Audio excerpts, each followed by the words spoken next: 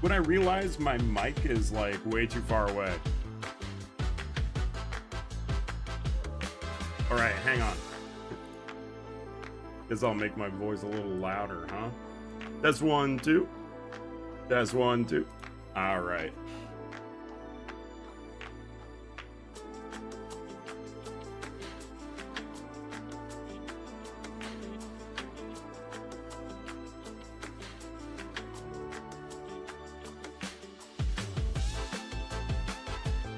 How do I share my own stream on Twitch? Damn. People talking about Discovery being down.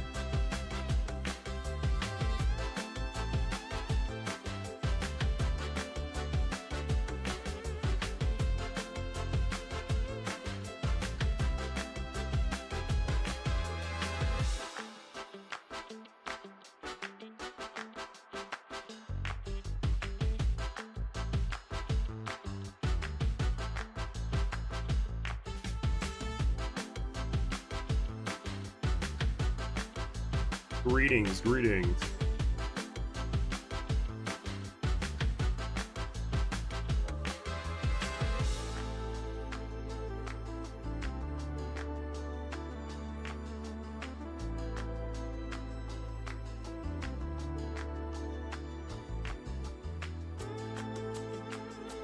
Ah. Stream Labs thingy. Hello, hello. How are you doing today? Tonight, there is a Commander's Night over at Misha's Flower Shop if you are interested in Noir's Planet.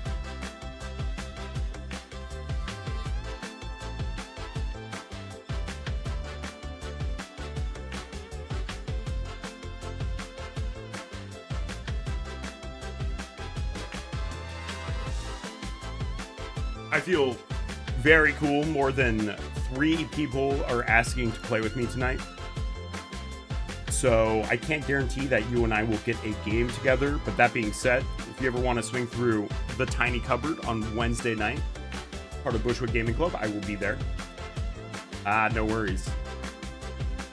And then also, I will be at Eckhart Beer Co. Eckhart Brewing Co. on Thursday night. And I will not be at the other event on Thursday night because tobacco smoke inside is not for me. All right. We have a lot of hours to do this, so we're in no rush. These are just sitting out because I have a Choco Seeker of Paradise deck that I haven't built yet, but I have been banking up my extra turn. Yeah, Tiny Cupboard on Wednesday has a really good community there. There are definitely some Bracket 4 players there too. Ooh. And if you let me know that you're coming, I'll try to organize a nice safe space for Bracket 4 shenanigans. I played against a Root Tormented Prophet, which is like basically the empirically cooler version of TV. Oh, I said it. I'm kidding. They do things in a little bit of a different way, but a Ruth Tormented Prophet, I would also describe it as the Izzet Omnixilus a little bit. I am also a little tired of Bracket 3, but I'm going to be giving a little extra spice, you know, to the Bracket 3 stuff I'm going to cover today. One of the main objectives, in fact. Now, the funny thing I'm going to do is my hands are purple. I'm realizing all these cards are purple. I'm going to open up a big, blank, off-white bill. Actually, no, we're going to go to Microsoft Paint. Paint.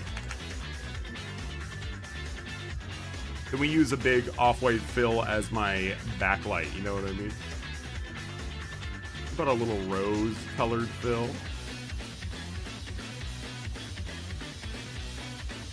Nothing wrong with Bracket 3, but you play too much Bracket 3 and people don't win the game, and I think a lot of people think that Bracket 4 has the same sort of social contract as Bracket 3.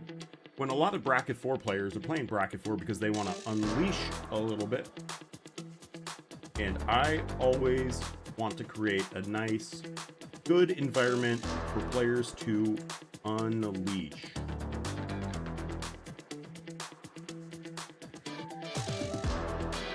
I would say the main thing I have noticed in bracket 4 is that there are 2 bracket 4s. There are the bracket 3 decks that have 6 game changers in them. And then there are the fringe CEDH. And quite frankly, it is a disservice to both to call them both bracket 4. And of course, there's stuff in the middle. But I think people can usually describe their deck as being one of the 2. And then, if you're me, I hunt bracket 4 decks with 0 game changer decks for sport. One of my favorite activities. So last time I played at this Misha's event, I got a few wins with no game changer decks. All right, first one on the docket will be Ketramos. I love Ketramos. This one is a bracket 3 with no game changers. It struggles to close games, but it's really good at killing all of your opponent's things over and over again, which I think is fun. Greetings to anyone just hopping in on Twitch. I am in fact 1 subscriber away from being monetized on Twitch. Or follower, 1 follower. Following is free on Twitch, to be quite clear. Actually, you know what? I'm not going to start with Ketramos. Ketramos is like one of my most played decks. What we're going to play tonight is a little Shorkai. Shorkai, the Genesis engine. You know, you win some, you lose some. It's the most popular Azorius commander, so I'm a little guilty when it comes to that. But if we're talking about, a fixed the 1 ring, that is Shorkai in a nutshell. Plus, I get to play my favorite card, which is not my literal favorite card, just one of my favorite cards. Well, one is Yorion Sky Nomad. Hang on, I gotta always skip this song. Drives me crazy. I get to play Unwinding Clock, which is one of my favorite cards. Prodigy's Prototype was the exact card that was not doing well. And, you know, I'm a guilty artifact tap untapper deck. The way that manifests in this one, though, is I'm going to try to win with the Millennium Calendar. For anyone who doesn't know, the Millennium Calendar says, when there are 1,000 or more time counters on the Millennium Calendar, sacrifice it and each opponent loses 1,000 life. I think is cool. A nice little alternate win con. It can still be disrupted by some of the classics like Fairy's Protection will get around it because your life total can't change. Then another way to get around it would be Everybody Lives from Doctor Who, which also says life totals can't change. If you're seeing a little theme here. This one has a Trouble in Pairs in it, which is not a game changer. I also built this while under the minor influence a few weeks ago. LOL. Has an Enlightened Tutor. I believe that's the only game changer in here. Not a real Ulamog, but it's beautiful.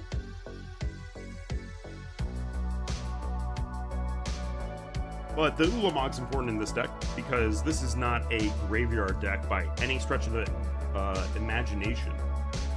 In fact, what I would like to do with it is to continually shuffle my graveyard into my library.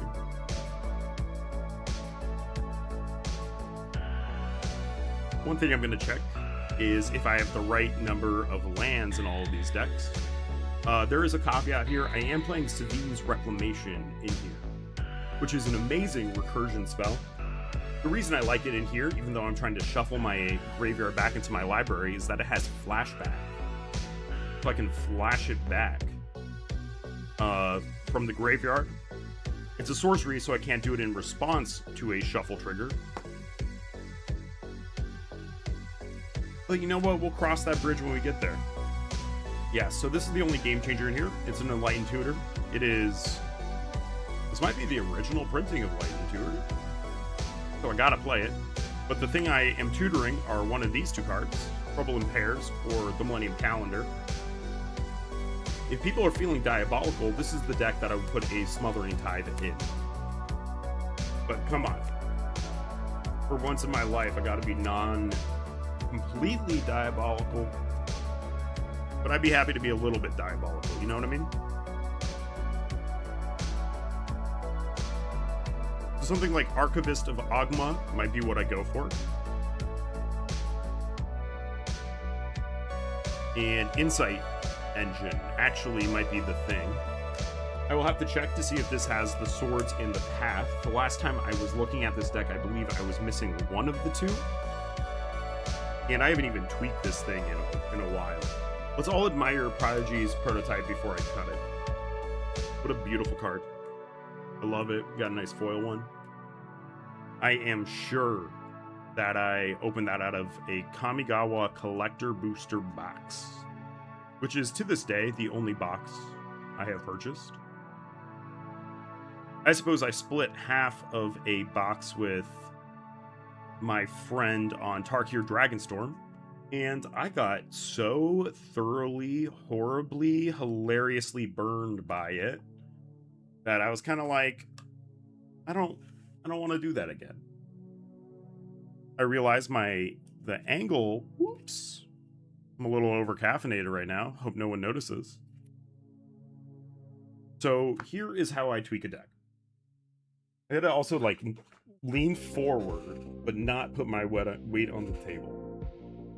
Good luck. I like to put things in CMC order. So I hold my hand out, right? I go 1, 2, 3, 4, 5, 6, 7 plus. And then I put lands in the back corner too. I've already split the lands out, so we don't have to do that. But this is what I'm talking about. 1 mana goes in the 1 mana slot, right? Alter the Brood is another win condition because Shorkai is going to make a ton of pirates, so I'm going to try to mill everyone out. Millennium Calendar, Arcane Signet, Thought Vessel, Dramatic Reversal, best card in the deck, best card in blue, you know?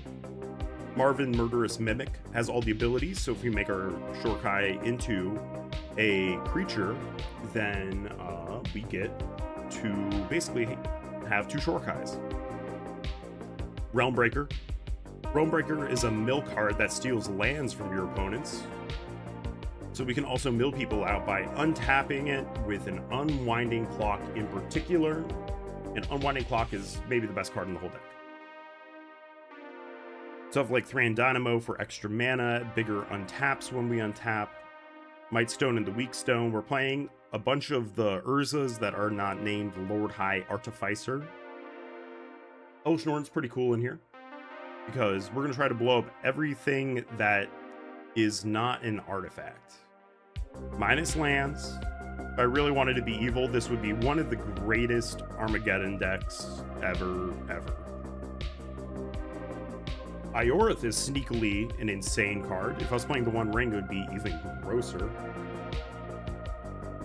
We are playing Teferi's Ageless Insight, and we're also playing Alhamret's Archive, which both double card draw. Lunar Insight's cute because if we have our commander out, that is a 4-cost permanent.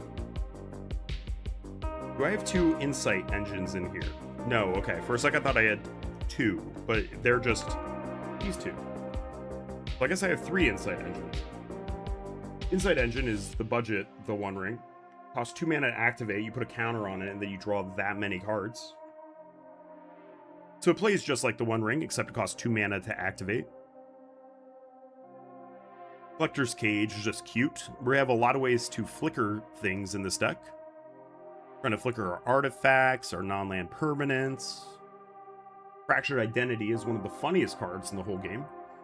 Exile target non-land permanent. Each other player than its controller creates a token that's a copy of it.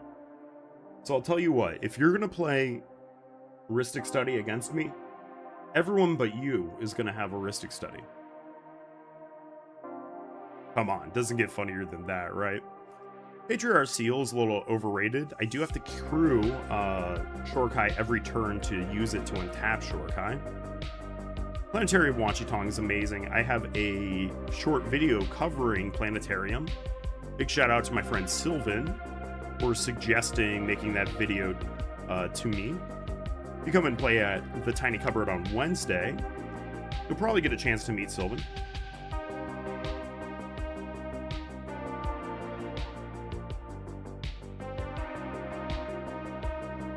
All right, Ennis is here just as another flicker source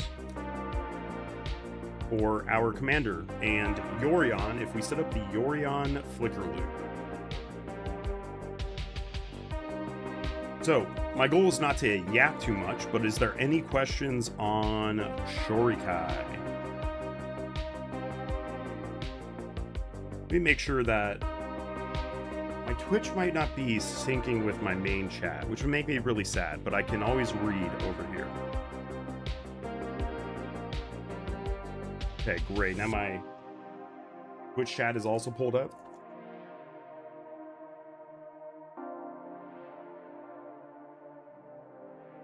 To anyone I'm playing with tonight, I was serious. Try to counterpick me. After last time, seems like you need it. All right. Now that I've got my taunting out of the way. The main weakness I'm seeing with this deck is that it has a way oversaturation at the 3 and 4 mana slots. And what it needs is more flash enablers. What I am going to start by doing is putting a Valley Floodcaller into here. Because I realized I had an extra Valley Floodcaller lying around.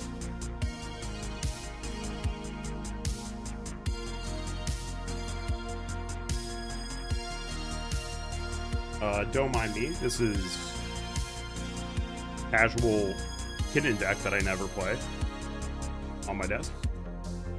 Valley Floodcaller, perfect.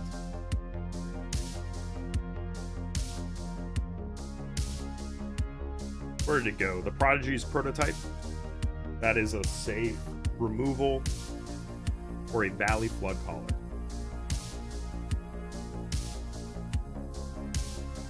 We love the Floodcaller in this household.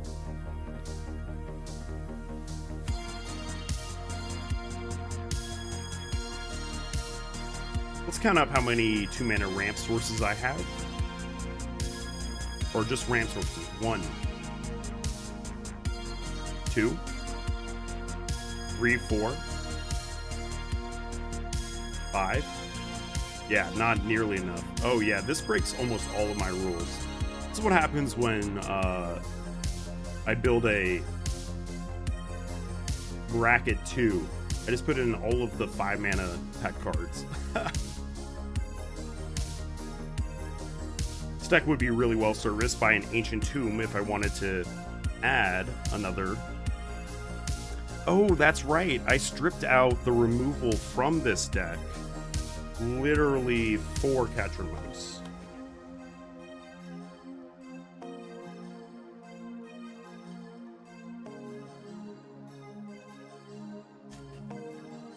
No wonder I have this big removal pile on my desk.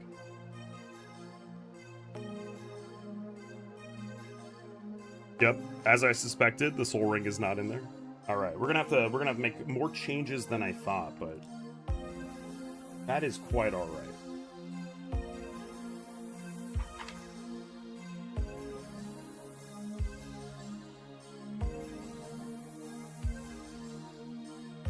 Guess I have an Esper Sentinel available to me right now. Esper and a Soul Ring. I just passed a Bloodchief Ascension. Dear Lord, I wish I could play Bloodchief Ascension in this deck. That'd be super cool. You know, sometimes when I'm tweaking decks, I move things around and I don't provide a record to myself of what I have moved around. I love Volatile Stormdrake, but it's a little too salt-mongery for low power. With a mana curve this bad, I think Esper Sentinel is not only good, it feels a little necessary. Wow, cut right to Patriarch Seal, which I was already not happy with. We're gonna have to fit in Swords and Path. I'm gonna keep Enlightened Tutor in here. With Enlightened Tutor, I'm trying to grab Trouble in Pairs, because I love Trouble in Pairs. Not a game changer. Asterisk. Used to be a game changer. What's the verb to ungame changer? Game unchained. I don't know. For anyone just joining, I am 1 follower away from being partnered on Twitch.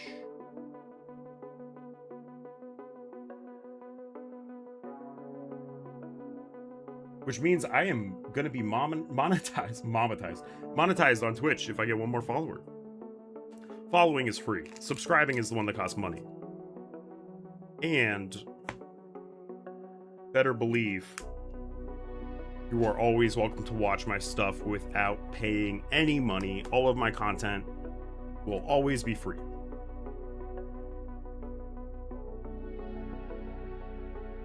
Tameshi was really funny, but doesn't really have a home in here. Plus, the 3 mana input value means that this is an insane commander. Not such an insane piece in the 99 in a non-recursion deck, that is. Oops. Here we go. I've been really on this, like, double-sleeving kick recently. Everything is so safe. Alright, this is our prerequisite removal. We actually have a bunch of... We have a couple counter spells in here, but we have more of, like, onboard interaction. Stifle. They never play around the Stifle.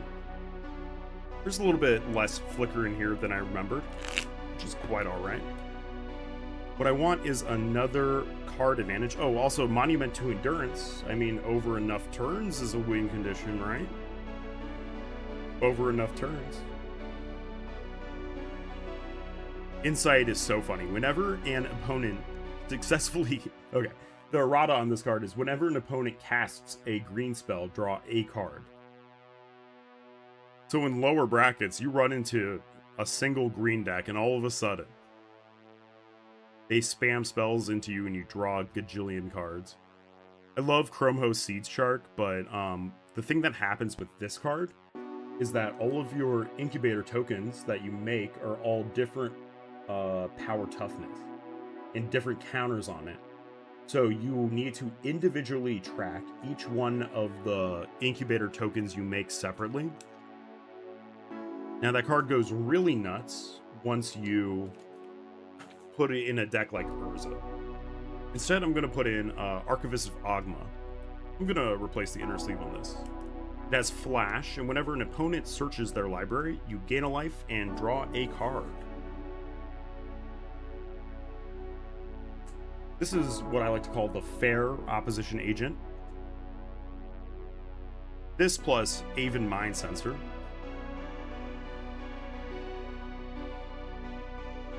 And actually, I'm going to take one rare moment to reduce the salt a little bit and get rid of Aven Mind Sensor for tonight. Aven Mind Sensor reads, if an opponent would search their library, that player instead searches the top 4 cards.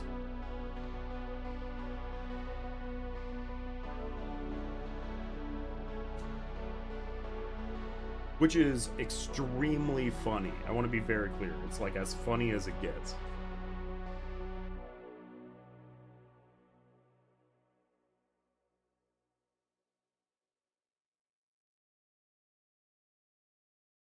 Settle the Wreckage. This is kind of like Aetherize, but this is exile all attacking creatures target player controls. That player may search their library for that many basic lands, put them onto the battlefield tapped, and then shuffle. One thing I'm intending to do with this is swing with my army of pilots, and then they can either do damage or be blocked. If they do combat damage at the end of combat phase, they are still considered attacking, and I can ramp for every one of my pilots.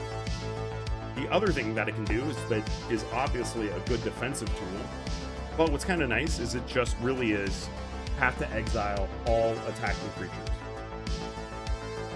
So it's a familiar effect applied in a slightly different way. Because of that, let's count up how many. Oh my god, I hate Castle Vantress. Oh, it drives me crazy.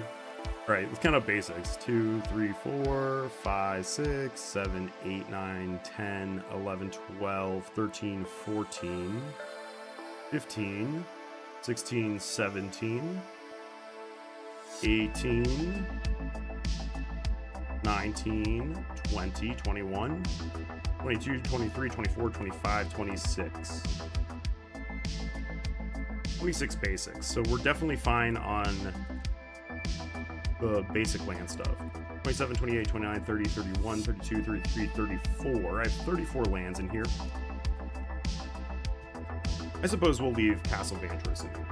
I think I have a Hollowed Fountain available somewhere, but I'm not sure where. Alright. Gorkai is done.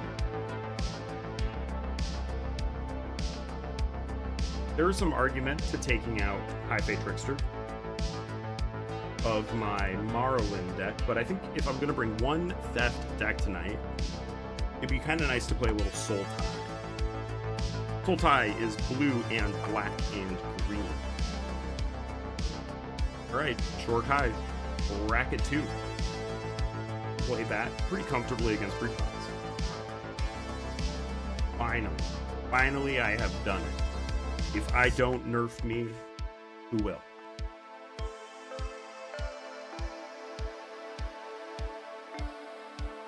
Now, I gotta say also, thank you to anyone who just followed me or saw my Corvold upload on Moxfield. There was a little bit of view count going on.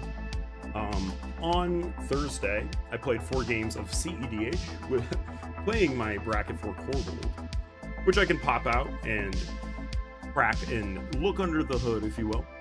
But I won 3 out of the 4 without Demonic Tutor, Imperial Seal, Worldly Tutor, and Imperial Seal, Vampiric Tutor, Demonic Tutor, Worldly Tutor. Alright, those 4.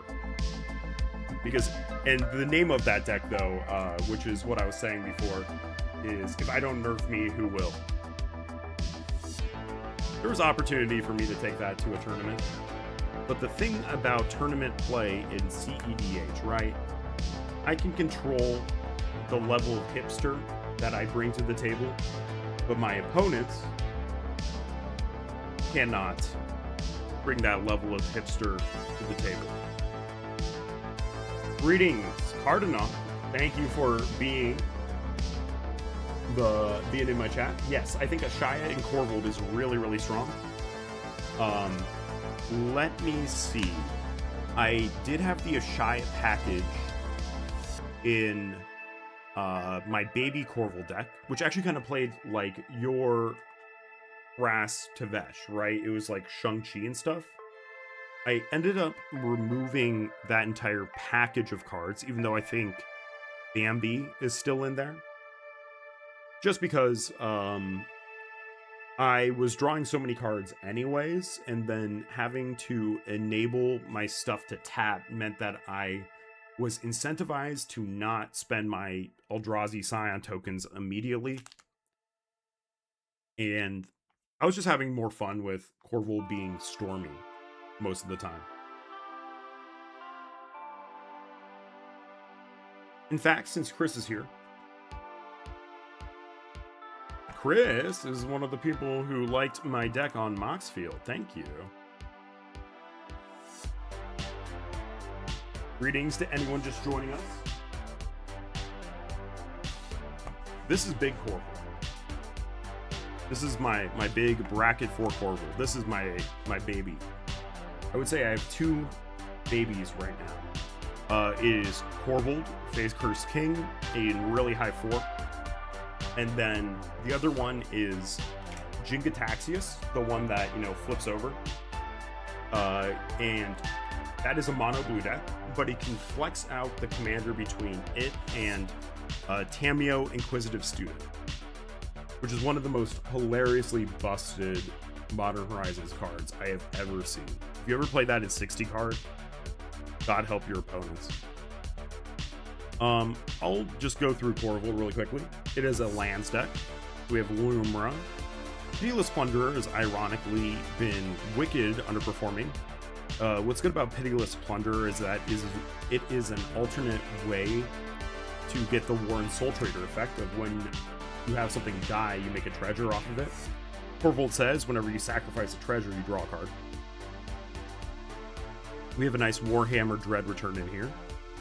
Ruthless Technomancer is very win more, but when you win more, it turns out you're having more fun.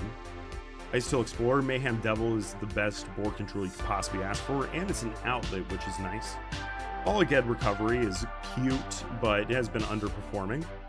The cards I'm setting to the side are ones that I would cut if I wanted to make this a true 5, which would be to add in Imperial Seal, Demonic Tutor, Worldly Tutor, and Vampire Tutor. Eldritch Evolution, pretty good. Got a foil Elvish Spirit Guide. I need to get the foil Simian Spirit Guide to match it. Bambi.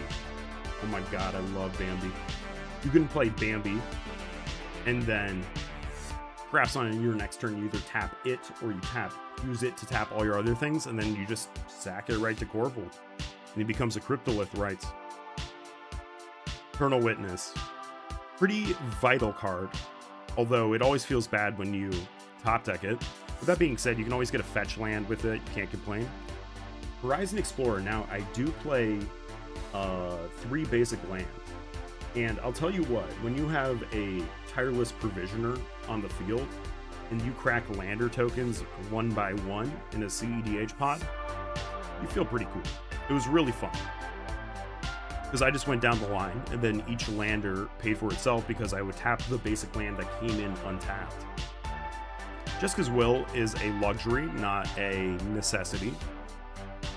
Nissa's one of the top 3 best cards in the game.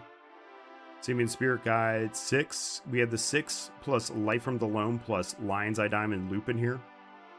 Tezzeret is consistently one of the most just do it all kind of cards, right? If I have to untap my Mana Vault, it is perfect for it. Tireless Provisioner and the Chicken go hand in hand. The Chicken has been a little bit underperforming, but the second you line up Chicken plus Amulet of Vigor, it starts really getting crazy. Especially if you line up Chicken plus Amulet of Vigor plus Lotus Field plus Lumra or the 2-mana Aftermath Analyst. Warren Soul Trader. Best card in the deck. Endurance. Endurance has Evoke, and I had to evoke an Endurance, respond to the Endurance to sack it to a Warren Soul Trader, and that won me a game the other day. It was beautiful. Truly beautiful. Aftermath Analyst, the other best card in the deck. Enemy Dead is my only source of reanimation in the list. My deck is plagued by what is Grafdigger's Cage, and so too many reanimates is bad, but having a reanimate that is a permanent is useful. Plus, it's another enchantment I can put into my graveyard.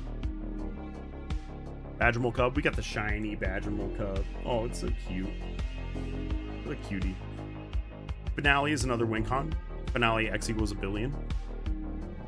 Just Grinding Station. Grinding Station as a line is good, usually because I can just slap Grinding Station and Underworld Breach on the table and people go, okay, that's it. We don't need to play it out. Now, the reason I play so few tutors, because I want to play it. That's the whole point. I want to play a little bit of Corvold in the mid-range. Squandered resources. In fact, I was just talking to Chris about how funny the border on this card is. Right? This is a Visions border. They pretty quickly retired this, but I love it. Summer Bloom, you may play up to 3 additional lands this turn. One of the more hilarious lines you can do is if you have a lands untapper, you go Summer Bloom, and then you play Lotus Field. And also, sorry, you have a lands untapper, you have a way to play lands from your graveyard, i.e. Ice-Till Explorer.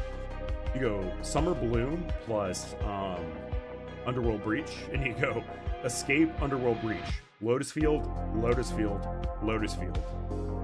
And then you escape Summer Bloom again. You go Lotus Field, Lotus Field, Lotus Field. And then you escape Summer Bloom again. You go Lotus Field, Lotus Field, Lotus Field. And for clarification, the Ice-Till Explorer will replace 3 cards every time you do that. Survival of the Fittest.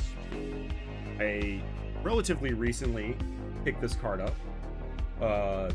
It breaks all the rules I just defined for it being bracket 4, but it is it's a survival of the fittest, which is cool.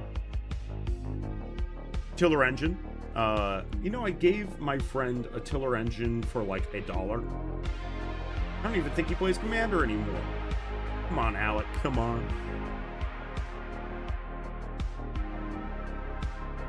Umbral Collar Zealot. This is another card I haven't really needed. I like it, but don't need it. If you bank up Lander tokens, that's why it's here. Breach, my favorite card in the whole game. Alright, Nature's Claim. Unsung Hero. Gotta blow up those Ristics somehow. Amulet of Vigor. We have a Whirlwake foil. Arboreal Grazer. Tremendously underrated. We're gonna find Arboreal's cousin in a little bit. Birds of Paradise. I do play very few 1-mana dorks, actually. That could be a flaw within the game plan. That I have sort of encountered, but the lands always tap for 2 half the fucking time anyways. Crop Rotation. Game changer for a reason. Future Sight. Dark Ritual. Blighted Halfling. Another one of the limited set of dorks we play. Green Sun Zenith. We usually play this on 1 or 2. But, you know, the X can sometimes equal 7 for a Lumra, that kind of thing. There's no Gitrog, so we're never really doing X equals 5. Ignoble Hierarch. And then the best mana dork of all time, Impulsive Pilferer. Wow, someone came up with this thing. When it dies, make a treasure token, and then when you encore it, you make 3 of them, you exile this from your graveyard, and then you make 3 copies of this, and then they sacrifice at your end step.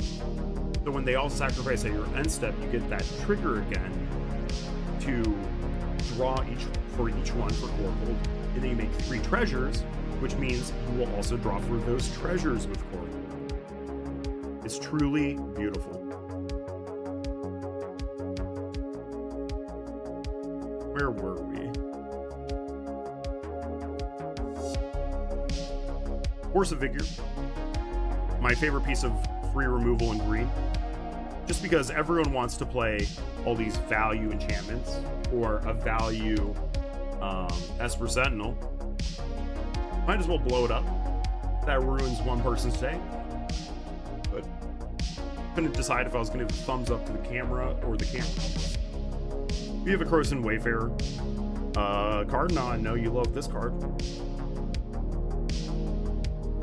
Corvold's even crazier because you can sack it, and then the Corvold can draw the card that you put on the field with the Croson Wayfarer.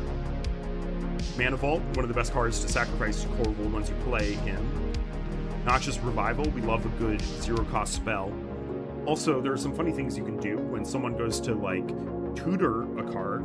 Say they need the last card in a Breach freeze line. You just put the Noxious Revival, you put the card on top of their library, so then they have to choose if they get the same card or a different one. Orcish Lumberjack is the other thing that's massively underperforming. Orcish Lumberjack. It's only good on turn 1 or good if you have Shang-Chi, and I'm not currently playing Shang-Chi. So, is what it is. We'll skim through the second half. Just a Soul Ring, Sylvan Safekeeper, a core combo piece, Tinderwall, the other best mana dork in this deck. Veil of Summer for a little bit of protection. It's a one-time off, what's it called? One-time off Hexing Squelcher, except Hexing Squelcher is terrible because it can be cloned. Zuran Orb, Chrome Mox, Lotus Petal, Mox Diamond, Lion's Eye Diamond. A lot of classic crazy stuff. Signed by Margaret O'Keefe. Sorry, Margaret Organ Keene. In her name stylized in different ways. Here are the lands. We just picked up a Taiga.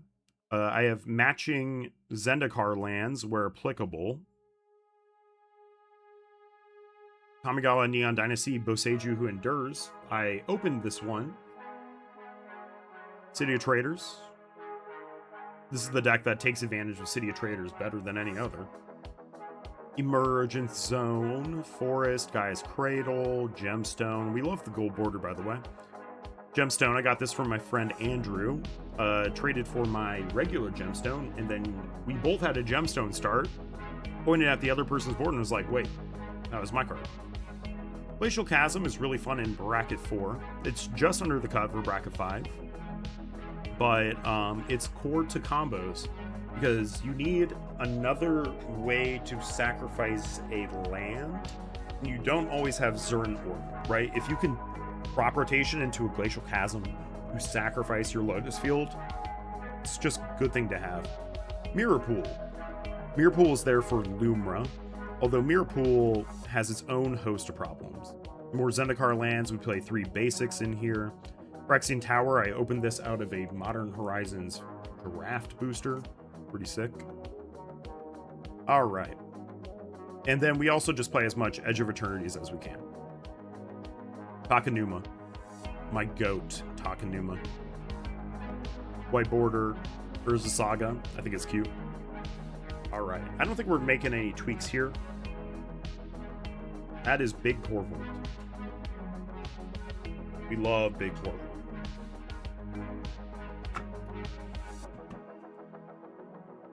Alright. Now let's crack the hood open on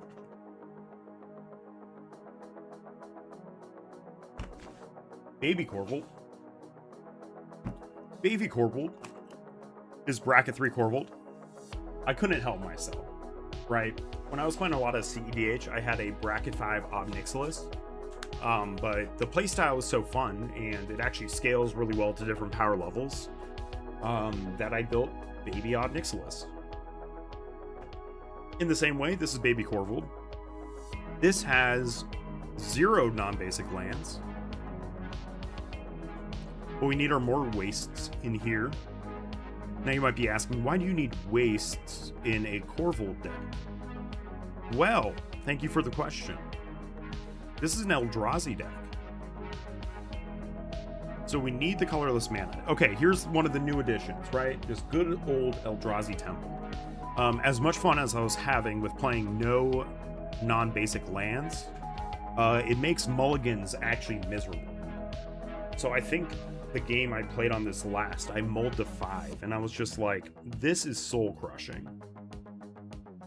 Because you're already really hindering yourself with all of the basic lands.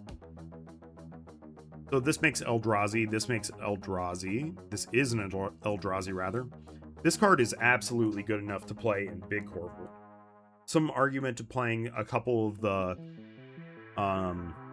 value Eldrazi in Big Corvold, but the bigger issue that I have had in the past with that is that Jund is really good at the mana value 1 and 3, and it's really bad at all the other ones. Oh, I'm getting a text.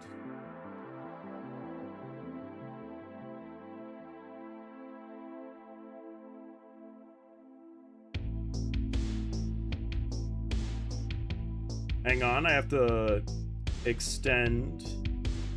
I need to make sure my friend knows about the event I'm going to tonight.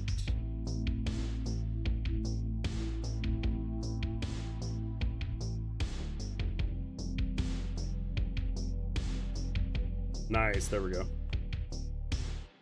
This thing starts at 6 p.m. See, I got like nothing to do before then.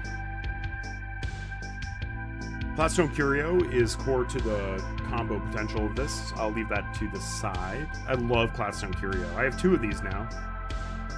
I have 1 in the Dragon also, which I will show you. So Grim Captain's Locker is pretty filthy. 4 mana artifact, so it's a little expensive. But you can tap it to either Surveil, or you can tap it to give Escape to all of your creatures in your graveyard. What's important about Escape is that you'll get cast triggers when you escape something from your graveyard. With Eldrazi, a lot of them have cast triggers. So the idea is we're going to escape and get our our cast triggers off of the Eldrazi escaping. Alright, now my friend is asking me to share the stream with him. Alright.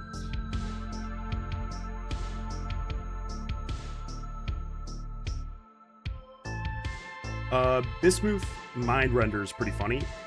Devoid and Menace, and when it hits a player, that player exiles cards from the top of their library until they exile a non-land. So it's a tally for 1 person. I think is just funny. Devoid and Menace, so it's a little bit hard to block. Plus, we love to go gambling, right? Also, like a Tali. Oh, sorry. You may cast this card by paying life equal to its spell's mana value, rather than paying its mana cost. As a Rakdos player at heart, I feel uncomfortable when I'm above 30 life. So, might as well. Sothera is one of the big pieces of board control. Alongside of it, we're going to be playing Dictate of Erebos, which is the same effect, except Sothera is whenever a creature I control dies, each opponent chooses a creature they control and exiles it. So it's like an even more rude version of Dictate of Erebos. At the beginning of my end step, if a player controls no creatures, sack Sothera, then put 1 creature from among them onto the battlefield with 2 additional 1/1 counters on it. So unfortunately, it's only 1, but, you know, my life is so hard. Here's where we get a little bit cute. I have Natural Balance in here. Natural Balance is a sorcery. If you know the card Balance, which is banned in Commander, this is similar. This is the green version of it. Each player controlling 6 or more lands sacks enough lands to reduce their land total to 5. Then each player controlling 4 or fewer lands may search their library for enough basic lands to bring their land total to 5. Then each player shuffles. So Natural Balance is really good when I'm ahead because every land I sack will draw me a card with Corvold, and when I'm behind, remember this deck is almost completely basic lands. So that will let me, I don't want to say catch up in lands, but you get what I mean. Sifter of Skulls, whenever another non-token creature you control dies, make a Scion. This whole deck is based on Eldrazi Scions. Spawn Gain Commander, make 3 Scions, Dictate of Erebos, the aforementioned card, and then these 2 cards together. If anyone knows Old Magic, Cadaverous Bloom and Natural Balance.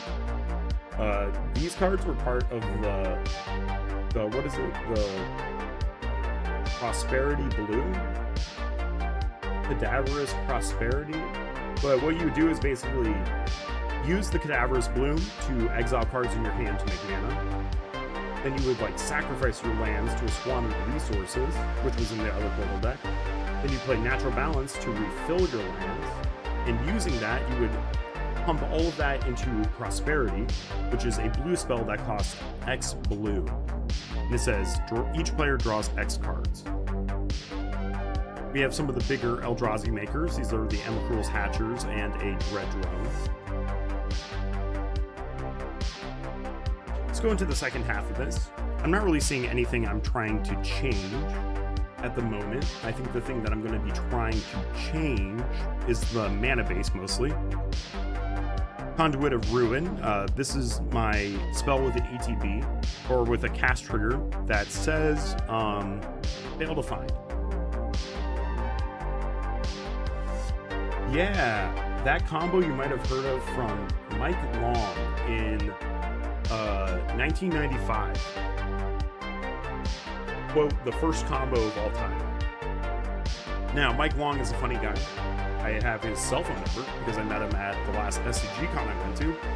He was busted for cheating at a later event, but he still really wants to be relevant somehow. Unless you are Mike Long watching, which is maybe the funniest thing that could happen. Anti-Causal Vestige. This is a non-legendary Eldrazi deck. Oblivion Sower is really funny into exile decks. When you cast the spell, target opponent exiles the top 4 cards of their library. Then you may put any number of lands that player owns from exile onto the battlefield under your control. So by default, it will exile the top 4 cards of someone's library. If they are, say, a lands deck and they like to play from exile, you'll get all of the lands they didn't play from exile. Pretty cool. Hopefully not. Devour Destiny is the worst thing in this deck. You may reveal it from your opening hand. If you do, at the beginning of your first upkeep, look at the top 4 cards of your library. You may put one of those back on top of your library, then exile the rest. So it's a modern staple. It gives you card selection on your first turn, but it's there for the flavor. Blood for the Blood God. The spell costs 1 less for each creature that died this turn. Remember what I said? This is a non-legendary Eldrazi deck. So if we sacrifice 8 creatures, which is pretty trivial to do in a non-legendary Eldrazi deck, remember we're playing all the Eldrazi spawns and scions, this could pretty easily cost black, red. Gross. We have Heragast. So, okay, I lied. There is a legendary Eldrazi in here. But this says each creature's spell I cast has Emerge, which means I can sacrifice like a 5-mana Eldrazi to then pay for 5 generic mana in like a 6-mana or a 7-mana Eldrazi. And all of that will draw cards with Corvold. Dark Ritual, Studious First Year. We love the Studious First Year for the flavor. I have an Impulsive Pilfer in here. Don't forget, this is a common. This is a common that might as well be a 2-card with Corvold. Vexing Bauble. We have a couple funny stacks pieces in here. Because if I'm only playing like non-basics and stuff, I gotta slow down my opponents who have better land bases than me at some point. Soul Ring. We're playing a little Bloomburrow Commander Soul Ring. Earthcraft, one of the main combo pieces in here. Earthcraft lets me tap all my Eldrazi spawns for mana before I sacrifice them. And then with the Cloudstone Curio, I have my Eldrazi enter, I tap all my Eldrazi, and then I play another Eldrazi to bounce the non-token one, my hand, and then I present an infinite loop where I make infinite mana and the ability to sack everything to Corvold, or if Corvold's not out, to play Corvold from the command zone, and hopefully win the game from there. Spatial Contortion, you got some of the colorless interaction. Rapid Attack is absolutely filthy. Until end of turn, any number of target creatures you control, i.e. all of my spawns, gain when this creature dies, draw a card. We can double dip with Corvold.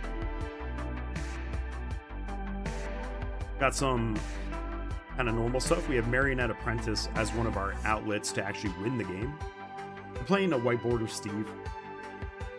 I kind of missed playing Steve, and Corvold is one of the perfect decks to play Steve. Carrier Thrall is, you know, classic 2-mana Eldrazi piece. Basking Brutescale.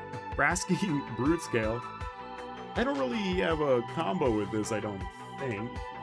The best way to do that would be one of the, like, landfall, put a counter, like a Bristly Bill kind of thing. Not really my vibe. Also, Bristly Bill is like $40. I unpacked this very cool Shared Roots, the new Rampant Growth. Winter Moon. Players can't untap more than one non-basic land during their untap step. I think this falls into the category of mass land denial-ish. But what I like about it, it's a reverse Pub Stomp card, right? Like, the worse your mana base is, the less you're affected by it. So precons kind of shake it off, which is exceedingly funny to me. And I'm not saying that that's how it's going to play out every time. But I think it's funny. Plumb the Forbidden.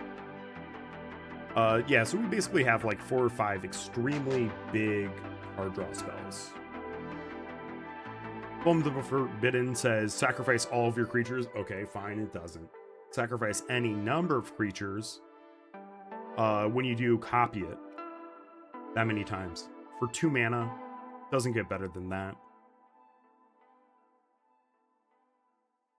Plumb the Forbidden is part of the cost you sack all those creatures, so the sacrifice is unresponsible or impossible to respond to, and then Corval will see all of those as the cost and will draw cards for the cost. Propagator Drone hasn't done anything for me, but creature tokens you control have Evolve, which is funny, at least. And for 4 mana, we have a Mana Sink to make a 0/1 colorless Eldrazi spawn creature token. Semblance Anvil, we're trying to imprint a creature on it so that all of our creatures cost 2 less. This is another combo piece. You do need to make colored mana with the Earthcraft, but Semblance Anvil means that you can combo with like a 2-cost Eldrazi rather than a pair of 4-cost Eldrazi. Aro gets basic lands. Mayhem Devil, best board control as mentioned. Hana Ulamog, Shadow in the Warp from Warhammer. The first creature I cast each turn costs 2 less. With a card like Skittering Cicada, and if I had another copy of Liberator versus Battlethopter, I'd play that too. Skittering Cicada, you can cast creature spells as though they had flash. So between this one and Conduit of Ruin and something like Semblance Anvil or Shadow in the Warp, these cards all work together to have me cast 1 creature spell per turn. And then the creature spell with any one of these would be cost reduced by 2, and if they stack up, the cost could be reduced by up to 4. Semblance Anvil can apply multiple times in a turn. These 2 cannot. Void Attendant, very spicy. It hasn't come up yet, but when it will, it will. For 1 and black, put a card an opponent owns from exile into that player's graveyard. That is the cost of it. Then put a 1/1 colorless Eldrazi Scion creature token onto the battlefield. It has sacrifice this creature, add 1 to your mana pool. So for 2 mana, you get to make Eldrazi's that you can sack to make 1 mana, which goes negative by 1 every time. But provided you can pay this green cost in some way, what you have also done is set up a finite loop where you put all cards your opponents control in exile onto the battle or into their graveyard from exile, and you draw a card for each one you did that way. And then the overall cost ends up being, because it pays for itself, that much green mana to do that.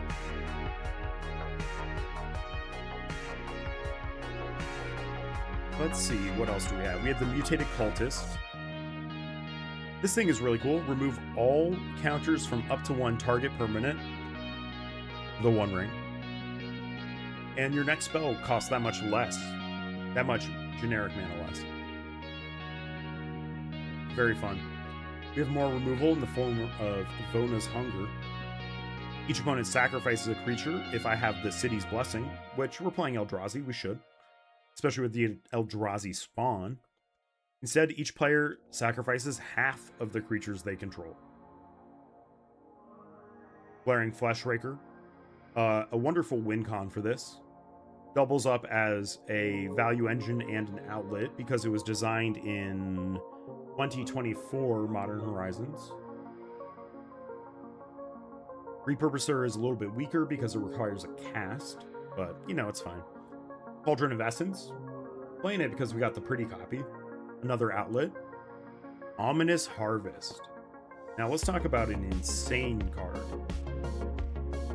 Target player draws a card and loses 1 life. However, it has Gravestorm. When you cast it, copy for each permanent put into a graveyard from the battlefield this turn. So for every token I sacrifice on this turn, every land I sacrifice, everything you sacrifice to Dictative Erebos, all will draw me a card and lose me a life. Maybe at some point I'll consider putting some life gain in here. I think we all know the answer. Maybe.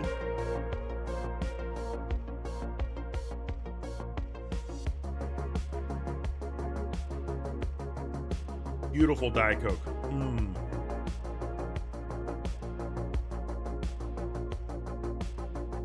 Entish Restoration, which goes nuts on finding basics. You get 3. It's like Harrow, but you get 3 if you control a creature with power 4 or greater, which should be Big Boy Corval. Horizon Explorer. Just some more acceleration by having lands come in untapped. Bambi. And a Vile Redeemer. If we had Shang-Chi in here, we could use Bambi plus the Eldrazi as a combo. Now this has no game changers in it, but I would still describe this as Angle Shot Bracket 3. And in fact, when I do go into the Rule 0 conversation, right? This is your time to be very open and honest. This is a deck I use to hunt Bracket 4s. We've gotten 2 wins into Bracket 4s with no game changers.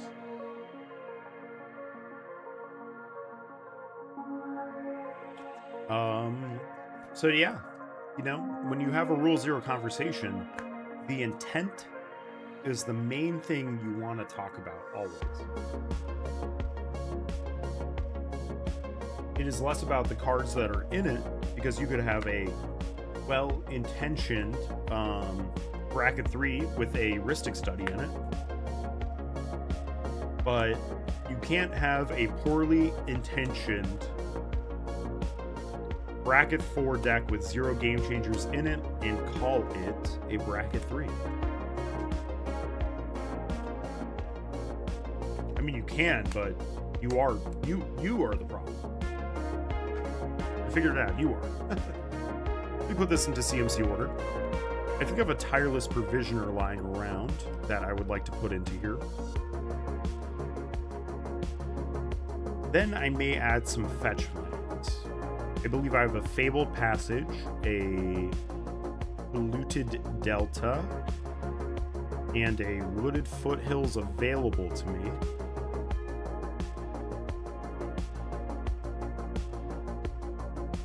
I'd prefer not to spend them, quote, on this deck. The deck that needs fetch lands more than anything right now is Rakdos the Muscle. So I think I'm going to crack Rakdos the Muscle open. My version of Rakdos the Muscle is a mono black deck. It was going to be a Braid's Arisen Nightmare deck, and it was originally a Warhammer deck. But then... oh, I got distracted by this song. Makes me so happy.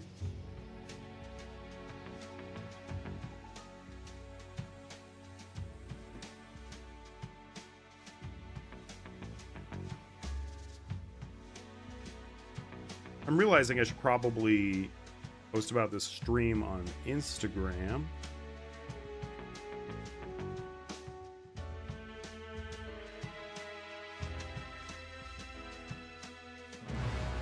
Because if we are watching on Twitch, I am one follower away from monetized on Twitch.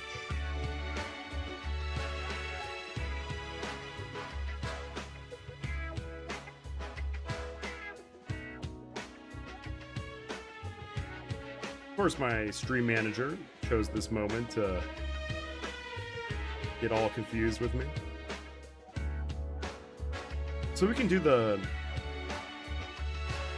meta picture.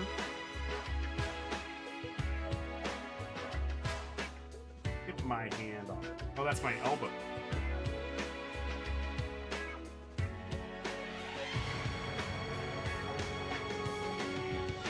All right, now I'm looking at the camera. That's a quality picture right there.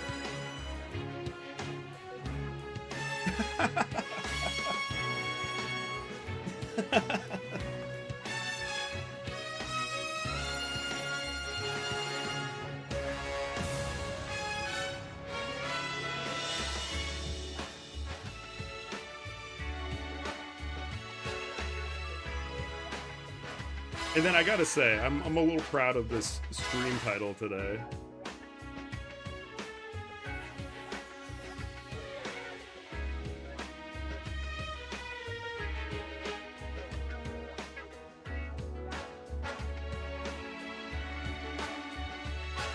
Summarizes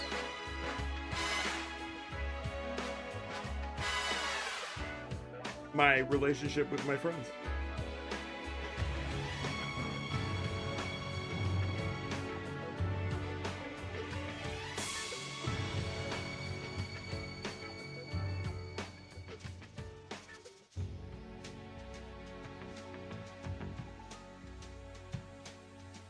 One follower away from affiliate. We can do it.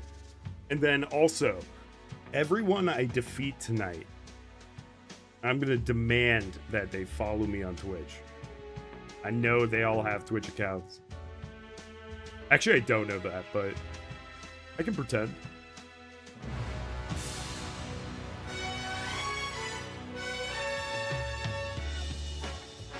And we like to make the link in rainbow colors, of course. All right. No, I don't need to share to 100 people. All right, let's count up our lands. 1, 2, 3, 4, 5, 6, 7, 8, 9, 10, 11 forests. 1, 2, 3, 4, 5, 6, 7, 8, 9, 10, 11, 12 swamps. 12 forests, 12 swamps. 1, 2, 3, 4, 5, 6, 7, 8, 9, 10 swamps. 1, 2, 3, 4, 5, 6, 7, 8, 9, 10, 11, 12 forests. 12, 10. Don't need you. 1, 2, 3, 4, 5, 6, 7, 8, 9. Damn, I'm really thinking those fetch lands might go a long way. Greetings to anyone just joining us. I am one follower away from monetized on Twitch. Today, I'm sharing all of my secrets before I go to Commander Night tonight with my friends who are going to counterpick me. Oh, my life is so hard. So I have a Lotus Field here. Would love to drop a Lotus Field today on this deck. Devendo Brush Razor is such a big horrible card. I like my hand-drawn Herbor. I love it. We have another Veil of Summer.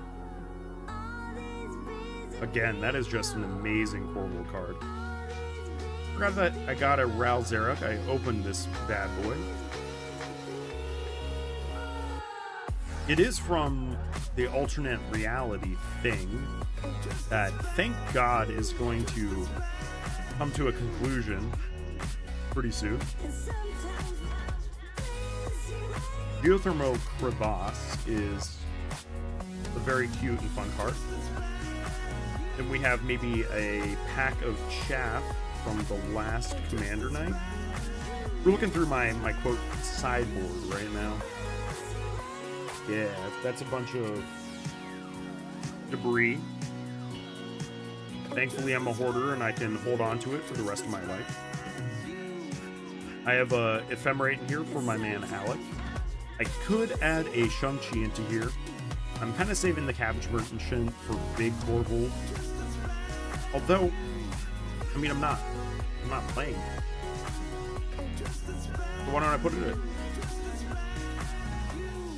Brennan Railbreaker is another really good choice for this deck. Also, it'd be kind of fun to put a Planeswalker in here, right? Dust Bowl's kind of cute. You can sacrifice a land to destroy target non-basic land. Now, what you could do is sacrifice itself to do that. Kodama is a 2-card with Cloudstone Curio and a ham sandwich. Culling Ritual.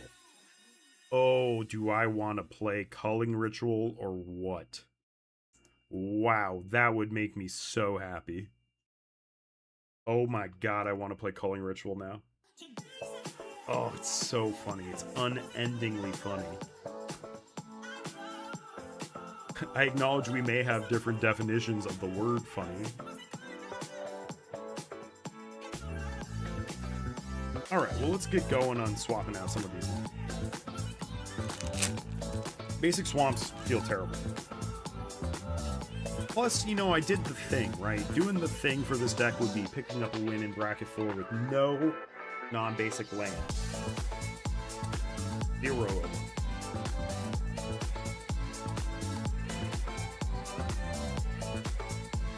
The Geothermal Crevice is just heavenly. Really heavenly. I could put an Aftermath Analyst in here. We could play Baby Gaia's Cradle, which is a Vendo Waking Haven. Come on, we would also have fun with that, right? Or would. Then I have a bunch of green cards here.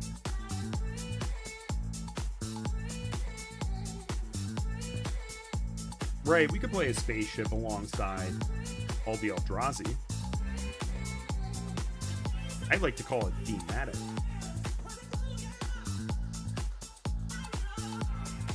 It's thematic. No secondary reason at all. No reason. Alright.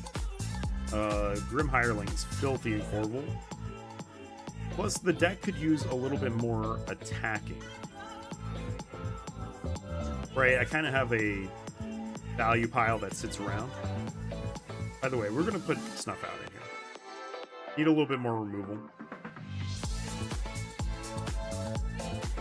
Plus, if we were to find the fabled passage I was talking about. I have another one of these. Just hanging out. Whoops. Echoing Deeps is a fun non-basic. Now, there is a world in which we play like Smoldering Marsh. Because we're not reducing the density of our basic lands by as much as it might seem.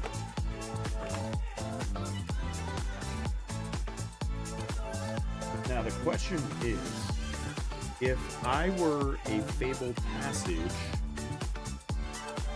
where would I hide? Right? If I was a Fabled Passage, where would I hide? Bloodletter we're going to look at in a little bit. We did another Wastes. Escape Tunnel's really good.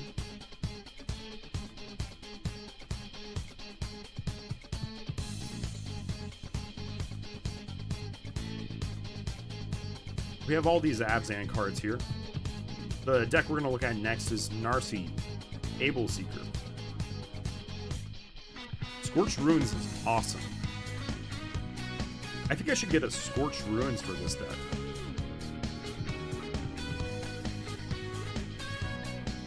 I was talking to my friend Evan, and I was like, yeah. I mean, Scorched Ruin has to be the reserve list card you own the most copies of, right?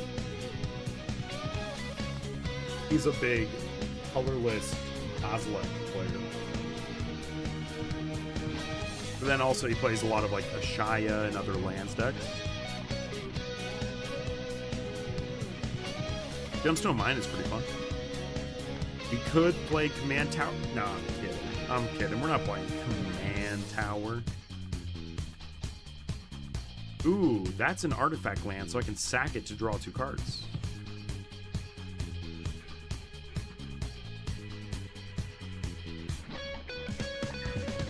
One problem that I'm seeing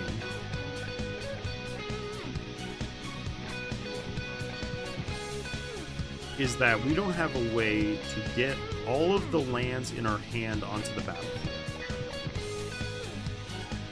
Right, because we're going to play 1 land per turn and then have them jammed in my hand. We don't want to happen.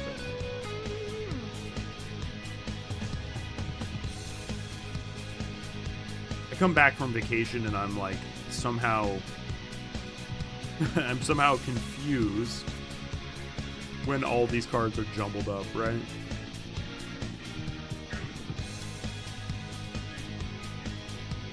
But we do know that somewhere in here there is a fabled passage. Goblin Anarchomancer is actually kind of unplayable in this deck. All my cards have green and red pips in them.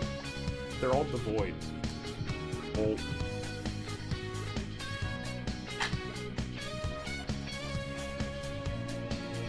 Noir's Plan, I'm not sure if you're here, but better believe this is the Persona music. We got all these foil Zendikar lands on the cheap. Oh, they look so good. Neon Dynasty and Edge of Eternities are my favorite sets of all time. But the Zendikar lands and aesthetics are some of my favorites. Look at this one. This is a Kamigawa card, by the way.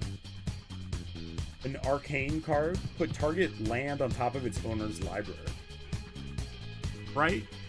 I want to do that to a Gaia's Cradle. That's like the funniest thing on the planet. Feast of Worms. We got the old school Kamigawa land, or sorceries and arcanes. Instant and sorcery arcane spell. Seeing Hex Magic came out had me taking a look at all of the splice cards. Sink into Takanuma. Return any number of swamps you control to their owner's hand. Target player discards a card for each swamp returned this way. There's a few cards from old Kamigawa that have me, my brain kind of tingling, you know? Especially with the arcane spells. Vicious Rivalry is also crazy. It's like a calling ritual without upside. So it's just mean. There is a world in which I build another Corval deck that is a prepared slot deck. That is literally just every prepared card in Jund, plus probably every 1-mana dork that I can find. So that once you have prepared the creature, you then blow it up. Or once you have used the prepared spell, then you just blow it up. Goblin Glasswright, one of my favorite comics. For 1 red mana, you can make a treasure token. However, it won't, what is it? However, it doesn't have a way to re-prepare itself. Okay. Prosper and Mana Rocks. We're gonna have to do Rakdos the Muscle Man. That's a pretty evolving line. Pretty that. I could go in Corval, maybe. We have all of the counter magic. That's too good for, you know, Jingataxius, which is an angle shot bracket 3. But remember, when I say the phrase angle shot bracket 3, keep in mind that is something I am telling to my opponents in the Rule Zero conversation.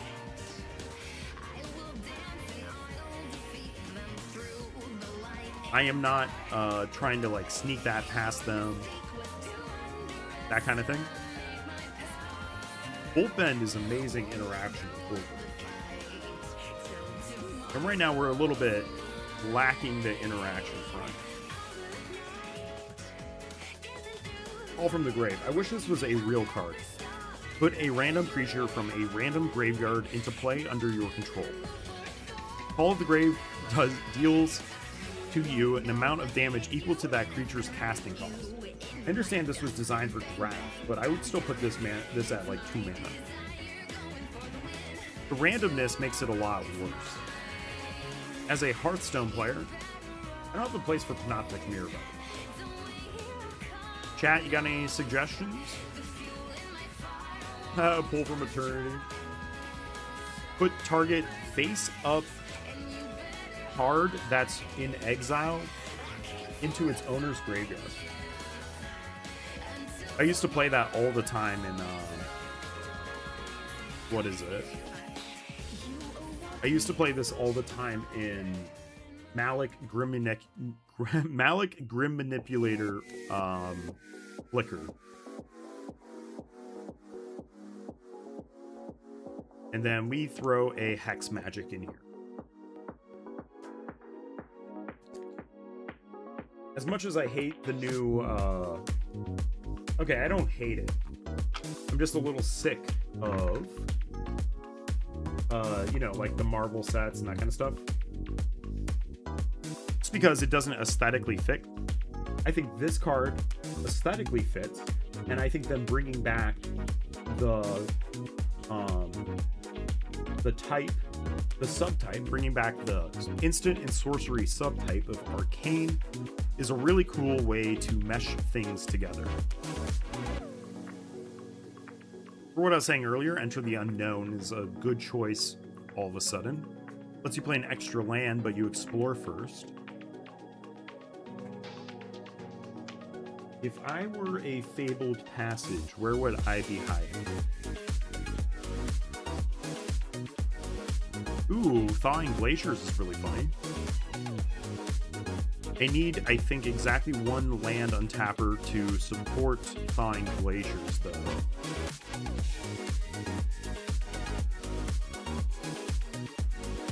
There we go. We found the Fabled Passage.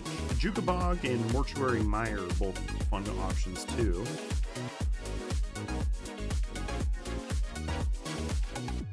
I'm also playing pretty much all non-proxy today.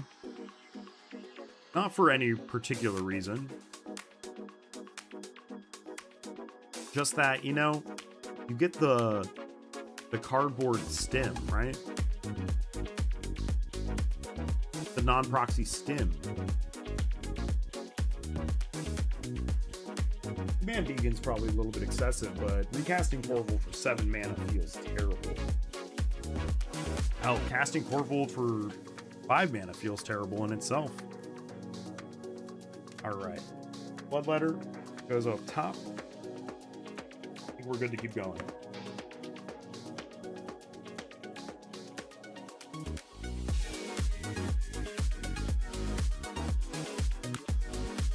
Let me take a pill. Greetings to anyone just joining us. If you're watching on the Twitch end, a follow is free, and it gets me monetized with a single more follow. One single extra follow. We got there.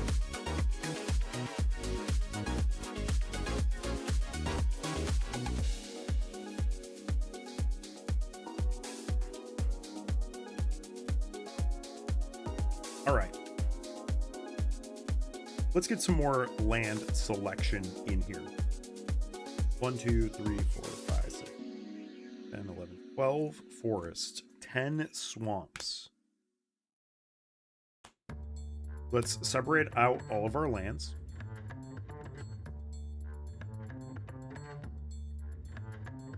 And let's look at high priority, different deck.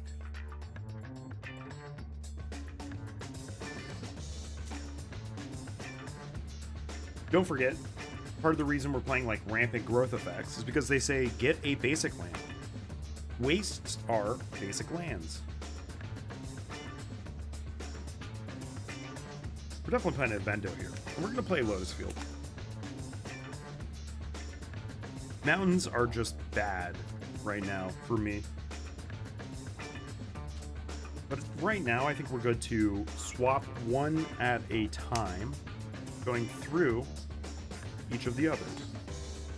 So now we can cut a swamp. Ooh, we have to make sure our art style is unified. We can't cut an Eldrazi swamp.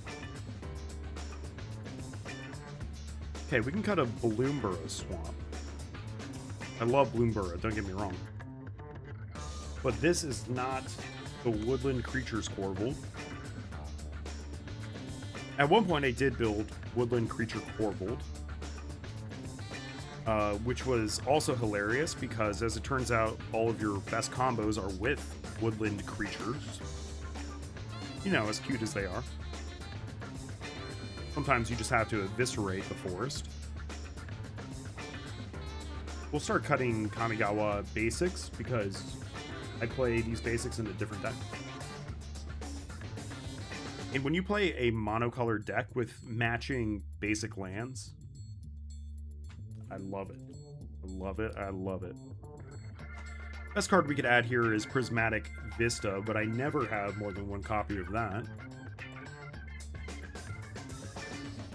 If you want to see a video about Prismatic Vista, I have a video on my channel that is a list of cards that I think deserve to be in precons.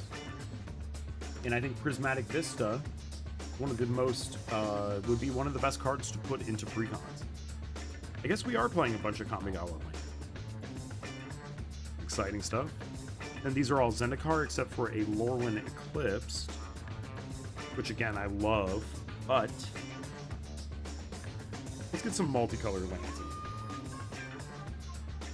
in. Before my sanity is tested, we'll put a Vendo in here actually.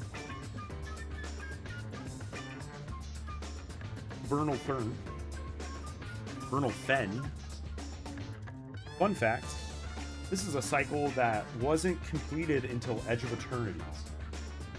Right? This land enters tapped unless you control 2 or more basic lands.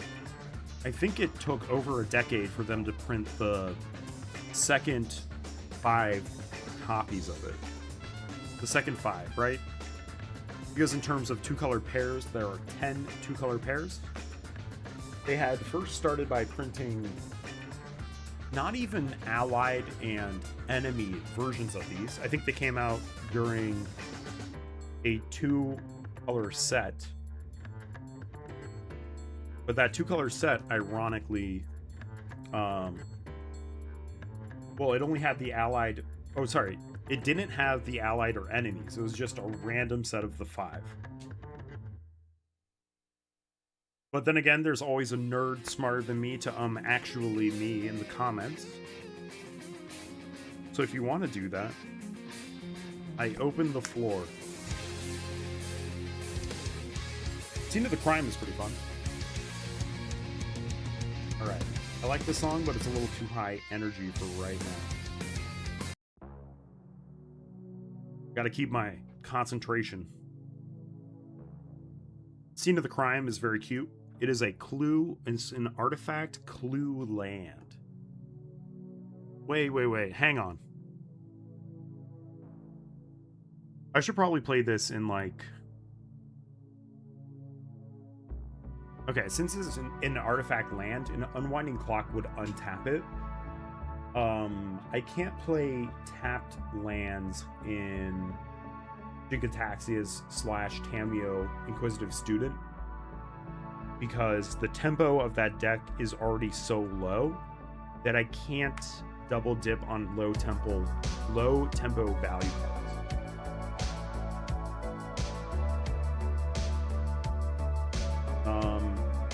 We still have 12 forests, so we're gonna cut a forest. But I think that this is good. We don't actually want to play more than a couple wastes. 3 wastes is fine. Honestly, we really don't even need them that badly. And I'm gonna play full art wastes. And then of course, every time I play a waste, I get to say, wasted.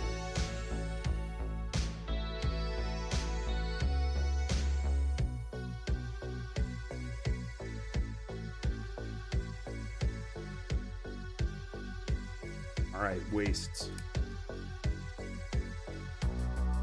So we get a little bit of the aesthetically pleasing side of this stream.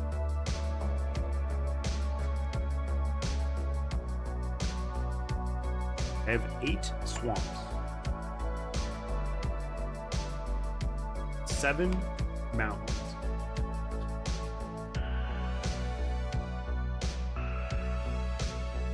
10 forests.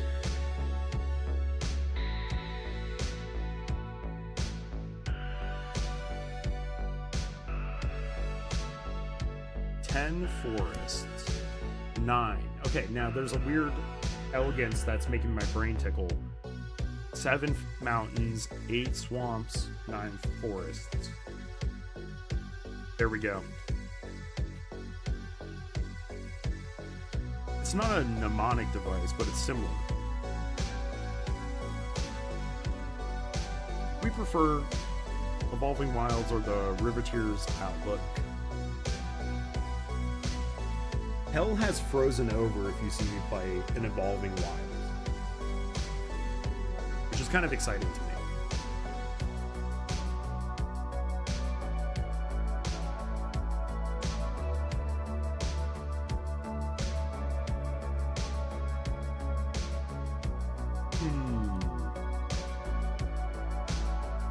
I am playing Fabled Passage. Prismatic Vista would literally be the perfect card to add. But we're playing non-proxy today. Touching a little cardboard. Not because I'm anti-proxy or anything, but I do think that you as a player get a little stim sometimes, right?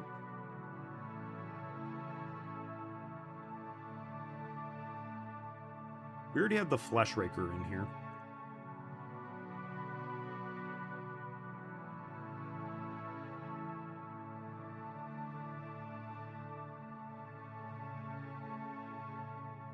Aranus Gloomstalker is super fun if you're looking for a Pauper Commander deck. My god, is it powerful, though.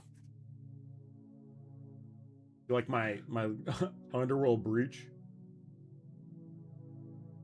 Not my finest work, but hey. It's fun. All you need are, like, acrylic paint markers to get started on making altars. And it is fitting if you make your first altars as, like, Altar of Dementia, Rexian Altar. Alright, I think I'm funny. That's alright. That's alright. Hold your applause.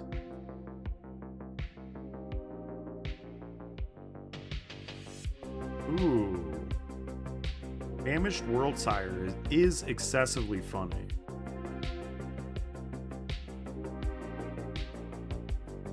Man, I love the art on it too.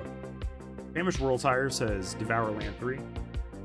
So as a replacement effect, if you want more information on replacement effects, go look at Rule 614 in the rulebook. As it enters, you may sacrifice any number of lands, which means you draw that many cards from Corvold. Then you put 3 times that number of 1/1 counters on it. And then, once it enters the battlefield, which is a triggered ability when it enters the battlefield, then you look at the top X cards of your library, where X is this creature's power. So you look at 3 times the number of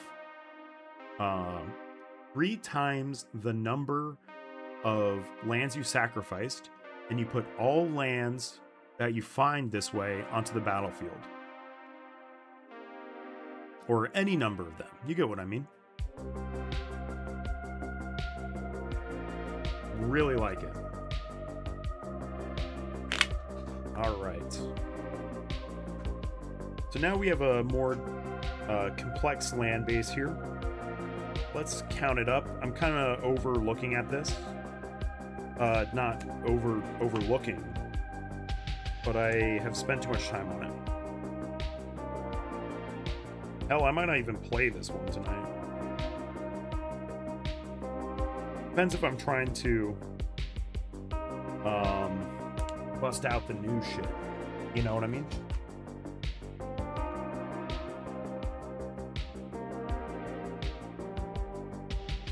So let's gather all of the lands. A little helpful tip for if you're counting cards, this is the way I do it. I go 1, 2, 3, 4, 5, 6, 7, 8, 9, 10, 11, 12, 13, 14, 15, 16, 17, 18, 19, 20. Boom. 20 card increment, you stop there. Put it down. 1, 2, 3, 4, 5, 6, 7, 8, 9, 10, 11, 12, 13, 14, 15. Wait, sorry, what? We're at 35 lands? We definitely don't need 36 lands. We have an extra one. But then what I do is I count out piles of 20 and I put them stacked like this and like this. Like these little organizational things, I always recommend you trying to find the best version of it for yourself. Seeing no other option, I will put the Cabbage Merchant into this deck. Cabbage Merchant works actually worse against lower power decks.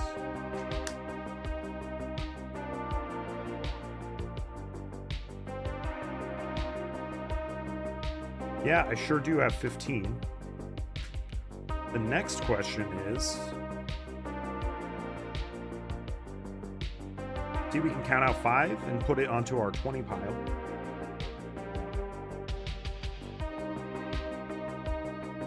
Okay, I'm kind of over this mind render.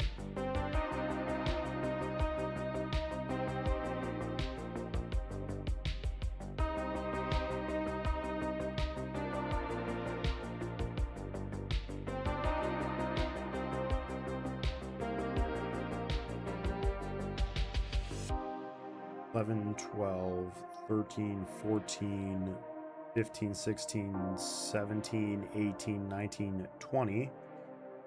So, you know, logical extension of what I was just talking about. This is a stack of 40. So now I have a stack of 20, and then a stack of 40. I'm at 80 cards.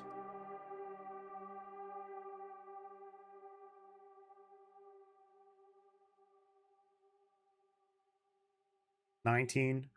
Orville makes 20. So now I'm at 35 lands.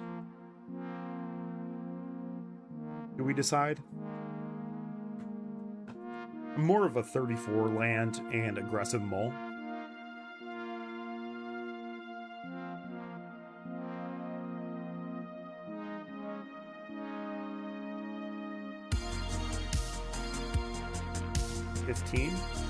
We're gonna cut a mountain. That hampers our beautiful numbers game. We could cut a forest. Nah, forests are too important to the deck. So what do we add? Enter the unknown. My gut reaction. Then we're gonna pop open. Actually, we're gonna do Narcy Fable Seeker really quickly next. And I'm gonna keep Grim Hireling, Hex Magic, Snuff Out, Bolt Bend in front of me. And Culling Ritual. Culling Ritual. Shit. Alright, maybe we open Corvold up in a little bit. But Corvold's one of those decks that you will always have a massive sideboard for, right? As it turns out, a commander with one of the most broad trigger conditions in the entire game is one of the, commanders that has one of the highest build diversities.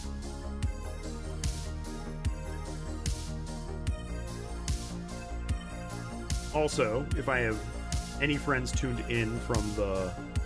Ooh, we can get rid of the Mind Render now. Mind Render, and then I could either play some cool interaction in the Snuff Out or Bolt Bend. I could play the really high roll of Culling Ritual. I could play Grim Hireling. Let's look at the mana curve. A good heuristic, which is a number that's commonly, I don't want to say assumed to be good, but is a simple jumping off point, is I like to have 40 cards that cost 2 or less mana. I like to describe that as keeping the deck feeling very acrobatic or nimble. 2, 3, 4, 5, 6, 7.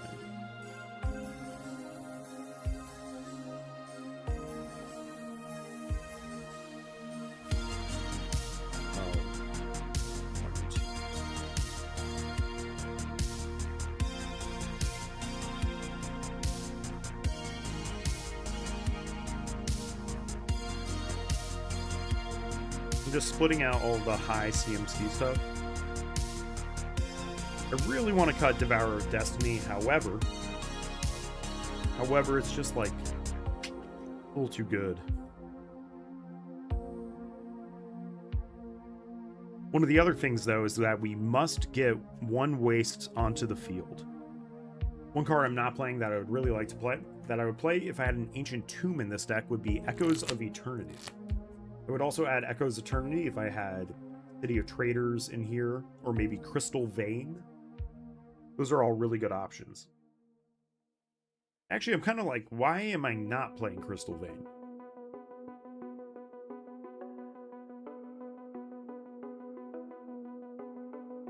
So I have 20 cards that cost 3 or less.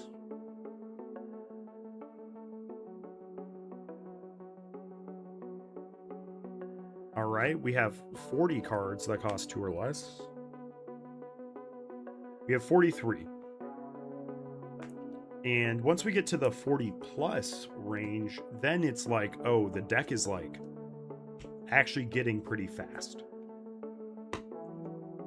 So I don't mind playing Culling Ritual. Culling Ritual also has the added benefit of absolutely eviscerating any artifact player. Destroys all treasures. I make mana equal to it, so they are forced to sacrifice all their treasures in response to it. And then I also blow up your Mystic Remora. I blow up your mana ramp. There's no Vandal Blast in here, but only because I ran out of Vandal Blasts. When you put it in every deck, there's only so many decks you can put it in. Next, let's remove the Devourer of Destiny. I do want to get some style points out of a Hex Magic.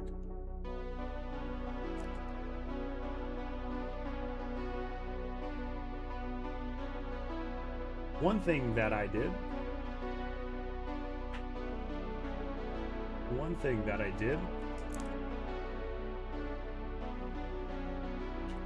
you know, it's like kinda specking, kinda not, but it is a little bit of specking and then also genuine excitement for the greatest 3 mana hard draw spell Red has ever seen.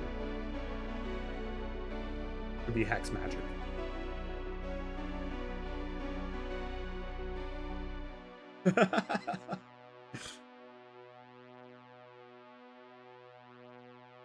Don't mind me.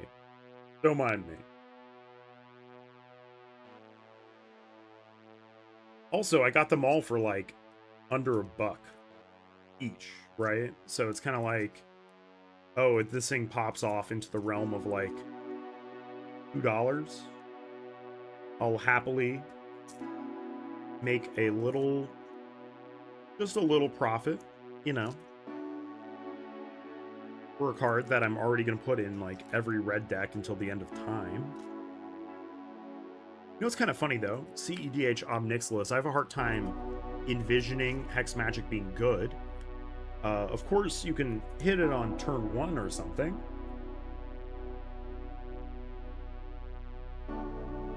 If you Hex Magic turn 1, you're already so far ahead that I don't know if you need the help anymore. Alright, my modern friend is going to be there, so I have an Ephemerate to give to him tonight. I have a handful of Chung-Chis, which I would say I also did a soft spec on. I got 4 of them, which means I could either play them in standard, LOL, or I can play the best Mana Dork Haste Enabler of all time. And I don't really say that lightly, right? Best of all time. All right. Okay, fine. We need to put the Bolt Bend in.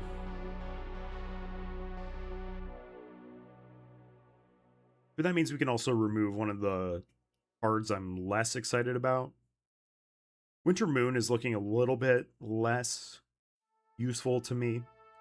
What's nice about Corvold is you can play it, and then at a later time you can sacrifice the Winter Moon to the Corvold. However, you're probably doing that at the wrong phase during the turn. I shouldn't say wrong, I should say just a little bit of a less optimized phase in the turn.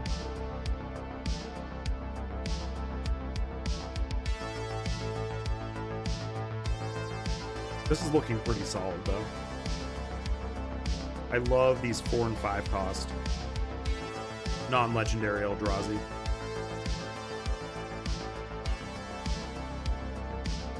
I think it's kind of actually sick that I have exactly 1 legendary Eldrazi.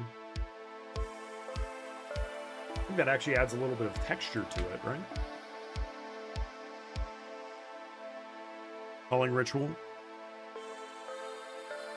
Now, you would think that would blow me out, but I will sacrifice all of my Eldrazi to play the Calling Ritual, make mana off of all of your things I destroy. And, you know, I'm going to try not to laugh in people's faces when I play Calling Ritual, but everyone seems to do it to me, and hurt people hurt people. But anyways, notoriously, I get blown up by Calling Ritual all the time. Notoriously. Greetings to anyone just joining us.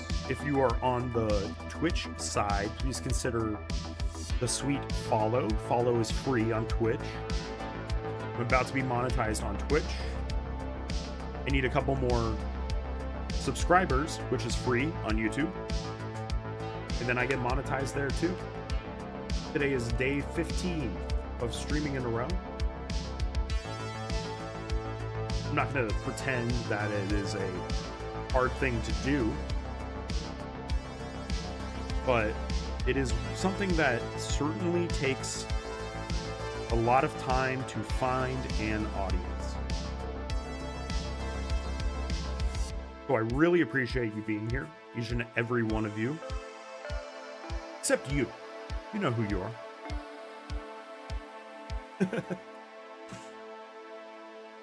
All right.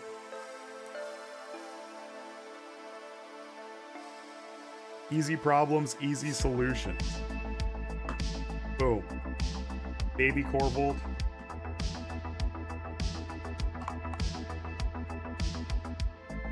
Non-legendary Eldrazi Corvold. No game changers, but combos. Really hard. Soft bracket 4. High 3. Going in. It's finished. The decks we have finished now are Shorikai, Big Corvold. Big Corvold, I changed a card. One card. You know? You can't top perfection, so.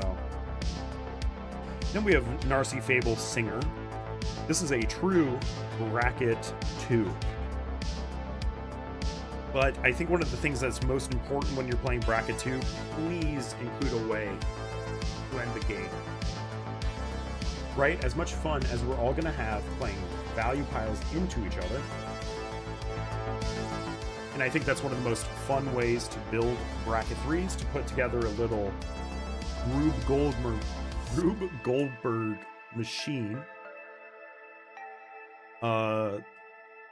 It's kind of frustrating when people deliberately do stuff to not end the game. I've been guilty of doing that in the past. I have no shame in admitting that.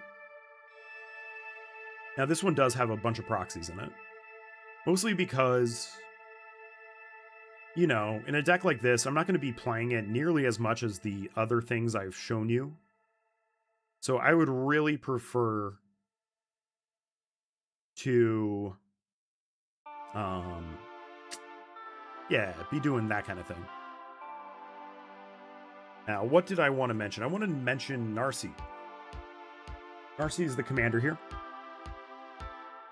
Narcy is a 4-mana human bard in the Abzan color combination. That is white, black, and green. Lifelink. Whenever you sacrifice an enchantment, draw a card. My Corvold, I'm a little Corvold pilled. With that being said, I'm actually using it to sacrifice enchantments that are sagas, right? Her second ability is whenever the final chapter of a saga you control resolves, each opponent loses X life and you gain X life, where X is that saga's mana value. So I was talking about ending the game. Narcy at least ends the game with the second ability. And to go along with this second ability, I'm going to be adding Bloodletter of Aquazons. Bloodletter has flying. If an opponent would lose life during your turn, they lose twice that much instead. So it's a replacement effect. So that's going to mean that my sagas like Vault 12, which is a 6 CMC saga, is going to hit the table for minus 12 life. Again, the goal here is to, you know, end the game. So this deck, let me count up the lands. What's going on in these lands? I haven't thought about them in a little bit. in a little bit. 3, 4, 5, 6, 7, 8, 9, 10, 11, 12, 13, 14, 15, 16, 17, 18, 20. 3, 4, 5, 6, 7, 8, 9, 10, 11, 12, 13, 14, 15. Okay, so we're playing 35 lands. We're playing the shock lands. The only notable really high power card would be City of Traders, but keep in mind, sagas are wicked slow. So we gotta speed up the saga deck in some capacity. Right? If I wasn't playing this in 2, I'd be adding Ancient Tomb. I think this is a really Ancient Tombable deck. I think that made sense, what I said. Ancient Tombable. Ancient Tumultuous. Okay, never mind. We're reaching. Right, we're going to check now the mana curve. I'm going to see that if I have 40 cards that cost 3 or less. 3, 4, 5, 6, 7, 8, 9, 11, 12, 13, 14, 15, 16, 17, 18, 19, 20. 2, 3, 4, 5, 6, 7, 8, 9, 10, 11, 12, 13, 14, 15, 16, 17, 18, 19, 20. Look at the Crystal Chimes. Been looking for an excuse to play Crystal Chimes for a long time. This is indeed a real copy. I don't think it's reserved list, is it? But one of my goals is to collect a lot of Urza's Block. We have a couple, generic card draw spells like Painful Truths, Draw X, Lose X, which is where it's the number of enchantments you control. Or, dear God. Number of colors you spend to cast this spell. Costs 3 mana. You can use 3 colors to cast it, and you draw 3. The other thing that's kind of funny, and this probably won't come up, but there was a Thalia, Guardian of Thraben, that says all non-creature spells cost 1 more. One time I paid 4 treasures into this to pay for it with 4 colors because of the cost increase, and I got to draw 4 cards off of it. Weird and kind of meta, and pretty sweet. Alright, so we actually have an extremely low curve deck.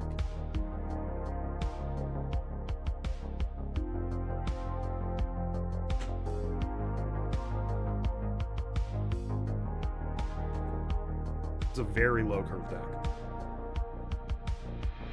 Which means that it'll be pretty easy to fit the Bloodletter into it. You also get to play some of these weird, like, Doctor Who sagas.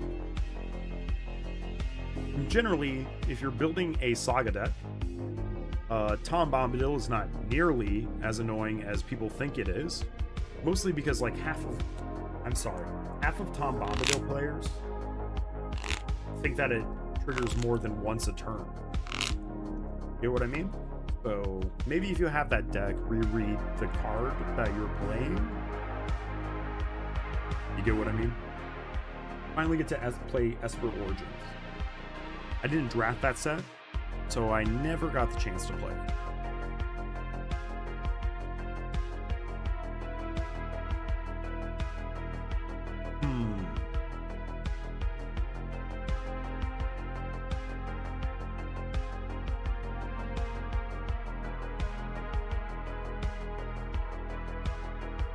Just gotta cut one. We have Ominous Harvest in here again. This is the Gravestorm card. When you're playing sagas, this means that every saga that triggered its last chapter is going to draw you a card.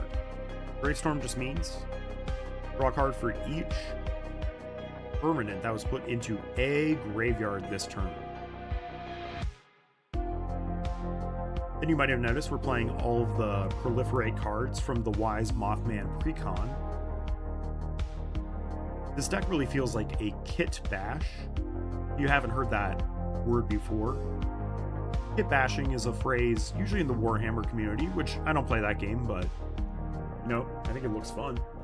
And I'll have to mention one card also. Kit bashing is where you basically make like a miniature out of 2 separate kits. You bash them together.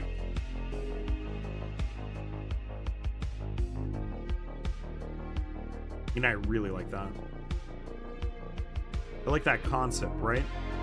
I have a video up on my channel about bi-themal decks.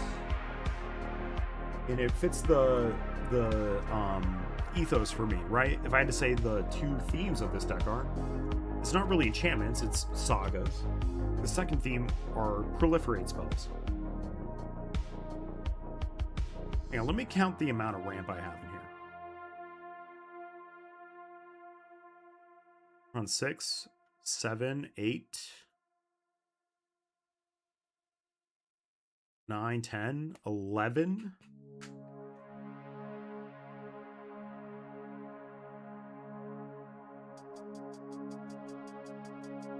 12, 13, 14. We have 14 pieces of 2 mana or 1 mana ramp.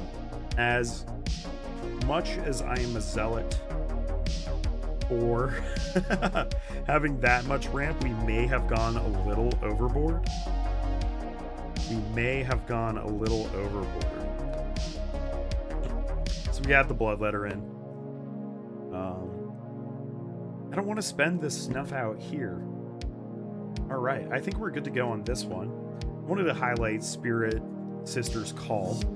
Beginning of your end step, choose target permanent in your graveyard, which will use an example. It would be Saga. You may sacrifice a permanent that shares a card type with the chosen card. If you do, return the chosen card from your graveyard to the battlefield, and it gains if this permanent would leave the battlefield, exile it instead of putting it anywhere else. So Narcy will draw us a card by doing this action, and then we'll put a saga onto the battlefield. Now you might notice that Spirit Sister's Call, and I wish I could find my other copy of it, has some nice dragons on it. It is actually from Kamigawa Neon Dynasty. So you see this part where it says, if this permanent would leave the battlefield, exile it instead of putting it anywhere else. That's because Kamigawa had the sagas that, upon their final chapter, exile and return to the battlefield as a creature enchantment.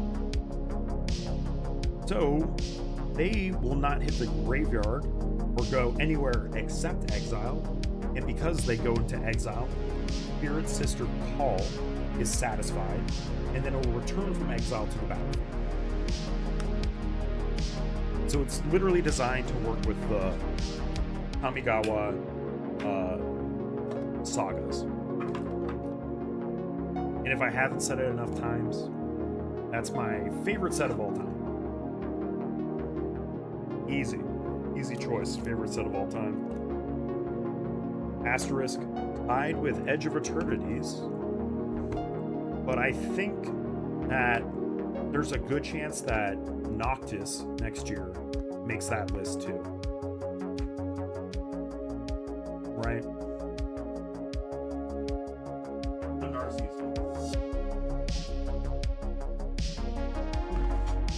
Rakdos the Muscle. We stand Rakdos the Muscle. This is in the top 3 or 4 or 5 of my favorite commanders of all time. I do not know who designed this card. I would like to know, and I would like the designer of that card to sign it. Either that, or Victor Mari, the artist, or both.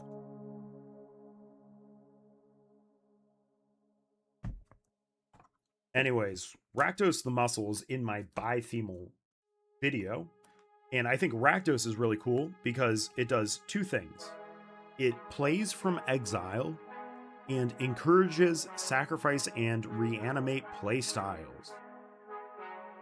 Now, why is that unique? Sacrifice and reanimate playstyles are at odds with exile playstyles. You cannot reanimate from exile, and quite frankly, I hope they never add that to the game, because I like them treating exile like a downside. Oh, we love Necromancy. Necromancy has Flash to sacrifice the creature during importantly, your cleanup step. So if someone silences you, you respond to the silence with a Necromancy. Move to cleanup, according to rule 513 in the end step. The stages that you clean up, you first discard down to hand size. Then all end of turn effects end, right? Or until end of turn effects end. That would be silence, which says until end of turn, or necromancy, that says until end of turn. Those two steps happen without priority being passed.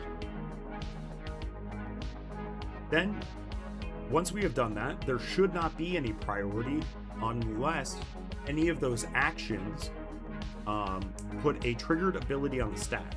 This usually happens when you have, you discard a Shuffle Eldrazi, you discard a card to Necromancy, that kind of thing.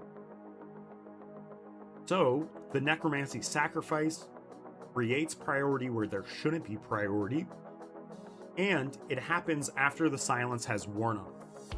So if you then crack your emergence zone in response to the Necromancy trigger, or once the priority has been passed back to you, then all of a sudden you can play at flash speed on your cleanup step. It's actually a common way in Karik, Son of Yawgmoth, to win the game. Now, there is one blatant card missing from this deck in particular. That would be... Oh, and I have Angle Shot Bracket 3, baby. Dogmoth's Will. This is my favorite art in the whole game. My favorite art. And I got this brick from Jonah. I wonder if he's in the chat right now. If you are, hello. The other important part about this deck is playing Shallow Grave and Corpse Stains. Both of these say, reanimate the top creature card of your graveyard, which means graveyard order matters. Now, if graveyard order matters, that means I have to be very diligent in tracking when creatures are sacrificed as part of the cost, when they leave the graveyard as part of the resolution, and when a creature is sacrificed as part of the resolution of something after they were reanimated by sacrificing as part of the cost of something else. So it was pretty funny. I handed this deck to someone who had never played it before, and owing to kind of the raw power of it, he got the W, but it was quite the arduous journey for him as he managed the graveyard order matters. Experienced player, so, you know, was it actually a big deal for him? Not really. Was it amusing for me to watch, and was I impressed as though I was a new father? Also, yes. This Blood Crypt, not this Blood Crypt. Hang on, let me go find the other Blood Crypt. I know where it is. Takanuma. Forgot that I actually have two of them.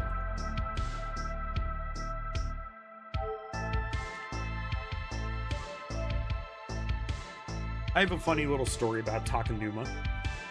I ordered a Takanuma off of TCG Player. Inside the pack was like a Takanuma and... Damn, where did I put my board? Oops. It was a Takanuma and a Sokenzen was randomly in there too, which was exceedingly funny. And also like another like $12 card. So it was like two orders put together. Unfortunately on TCG Player, you're incentivized to not report that kind of thing to the seller, which I think is a sad reality of it. I did, however, report it to them, and they were very chill about it. They did not ask me to send it back or anything. So I was a little flattered that they, you know, trusted me.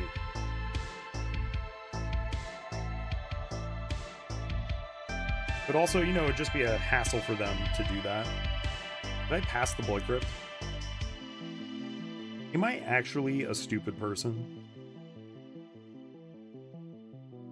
Come on, where is it? Oh, it's in Obnixilis right now. You know, Obnixilis is in shambles. I'm gonna go grab the Blood Crypt out of that. 1 second.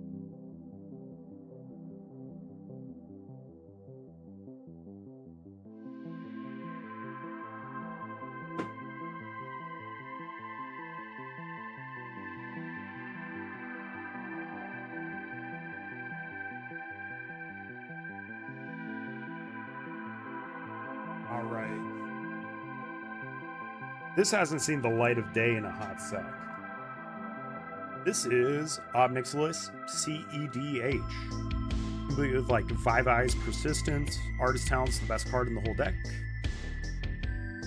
We have a lot of Roxy's in this one. But what was it? Oh man. Hang on. I gotta put Sensei into this deck now, because I'm about to add Prosper.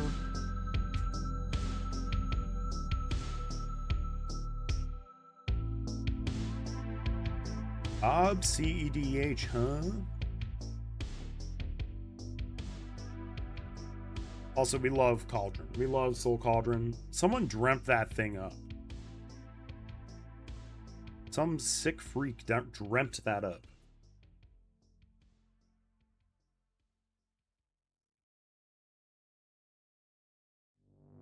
Look at this Reckless Fireweaver also. Ooh. If we had Ob in the 99 of this deck, it would be killer. Okay, so this is where my other real Jessica's Will is. And here's my real Deadly Rock. We found those. I mean, this deck could use a Bloodstained Mire.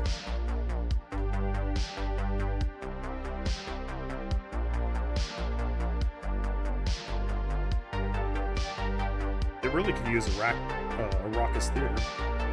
Alright. Well, we'll find the Blood Crypt later. I have assigned Blood Crypt by Mark Rosewell. That's all I wanted to say. Right, I'm gonna run to the restroom, and then we're gonna consider putting Bergie, Sensei's Divining Top, and Prosper. Because that is a cool rule.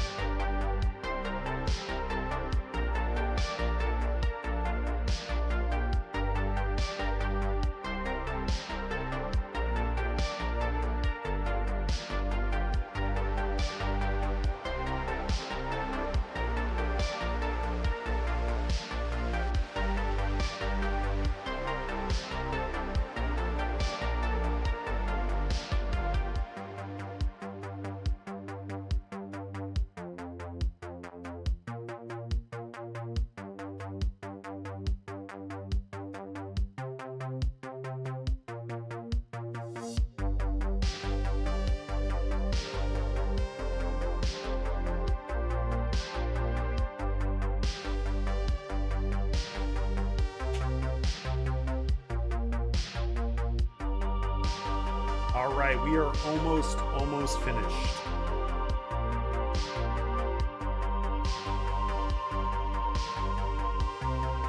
I love Sensei's Divining Top. I am opting to not put Captive Kingpin in here.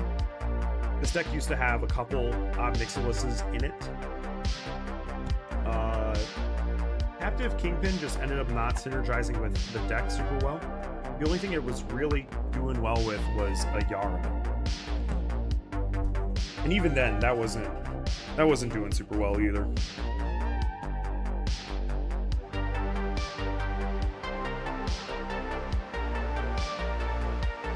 I think I could have turned the microphone volume up this whole time. That one's my bad.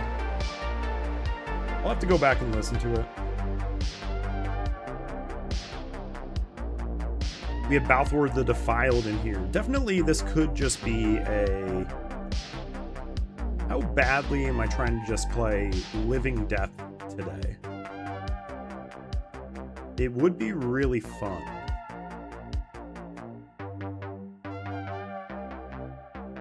So the cards I wanted to add were Bergie, Sensei, and Prosper. Those three cards together make a 3-card combo. You have a card in hand. You have Sensei's Divining Top on the board. Activate Sensei's. Draw a card. Put the Sensei on top of your library. Activate Horn of Harnfell, which is the back side of Bergie. Discard the card you just drew. You exile the top 2 cards of your library. Until the end of turn, you can play them.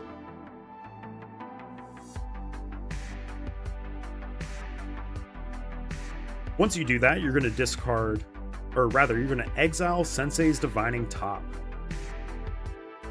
Once you have exiled Sensei's Divining Top, you play it from exile, and you have one other card that's been exiled, right? So you have one card in exile. You have also, in addition, a Sensei's Divining Top in exile. Cast the Sensei from exile, trigger Prosper, make a treasure token. And once you do that, you are off to the races. Now, Bergie is breaking the one rule of this deck, which is it's mono black. Or at least everything in it has black in the identity.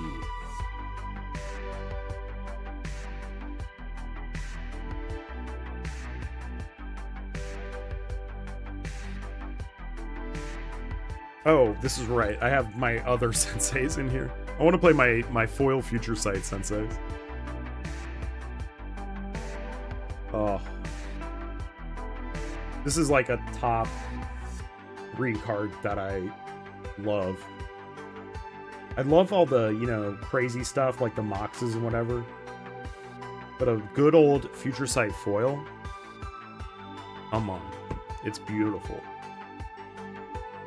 And I haven't played very much of it, unfortunately. It'd be great if I had an extra Urza Saga to go fetch this thing out.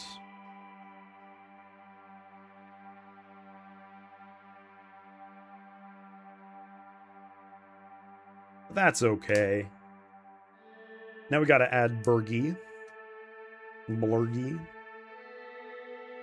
Our actual main win line is with Grey Merchant of Asphodel. Manually sack it and reanimate it. We are playing World Map for the second ability to grab a land from my library. Any land. Oh, World Map puts it into your hand for 4 mana. Ick. I'm playing Expedition Map too. God, maybe we just want to play Grim Tutor instead.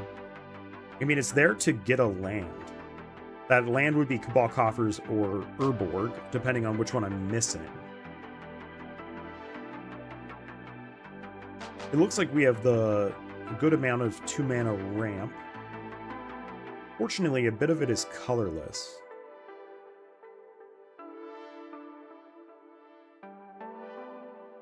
Okay, never mind. Less of it is colorless than I was concerned about.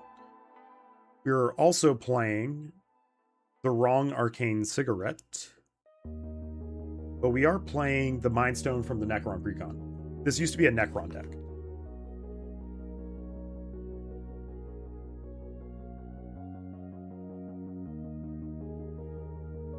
Grim Servant also gets us our land. The Grim Servant will also get us... Oh, let's get rid of Stinging Study. I want a little bit more hype in here. Although Stinging Study is fun because you draw 5 and lose 5, which is the mana value of your commander you own or is in the command zone. That you own on the battlefield or is in the command zone. You'll see that my gut reaction was to put Karik in with the 5 mana cards. Whoops. The other card that would be really good to add here was Blood Celebrant. Blood Celebrant is how Karik in CEDH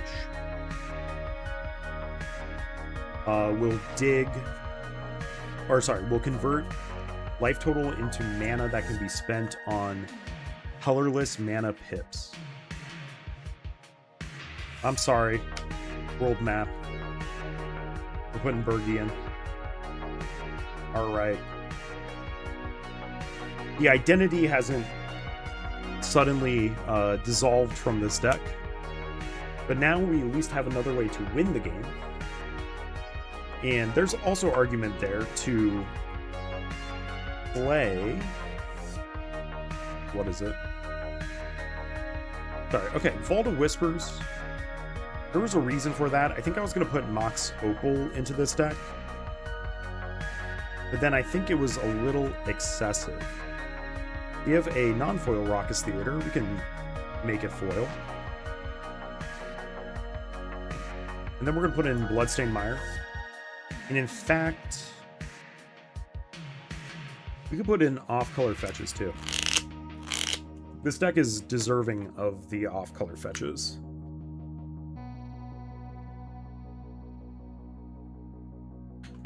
Really smooth everything out. Since it's mono black, it's almost completely swamps. There is one single... What is it? There's one single basic mountain, which I told someone that one time, and they used their one piece of land destruction in their deck to get rid of my basic mountain. Which they thought they were being tricky with, and they were, to be clear. But the way that played out was the deck was mono black, so they got rid of the only mana source that didn't matter. Also, I think Rakdos was already on the field. 2, 3, 4, 5, 6, 7, 8, 9, 10, 11, 12.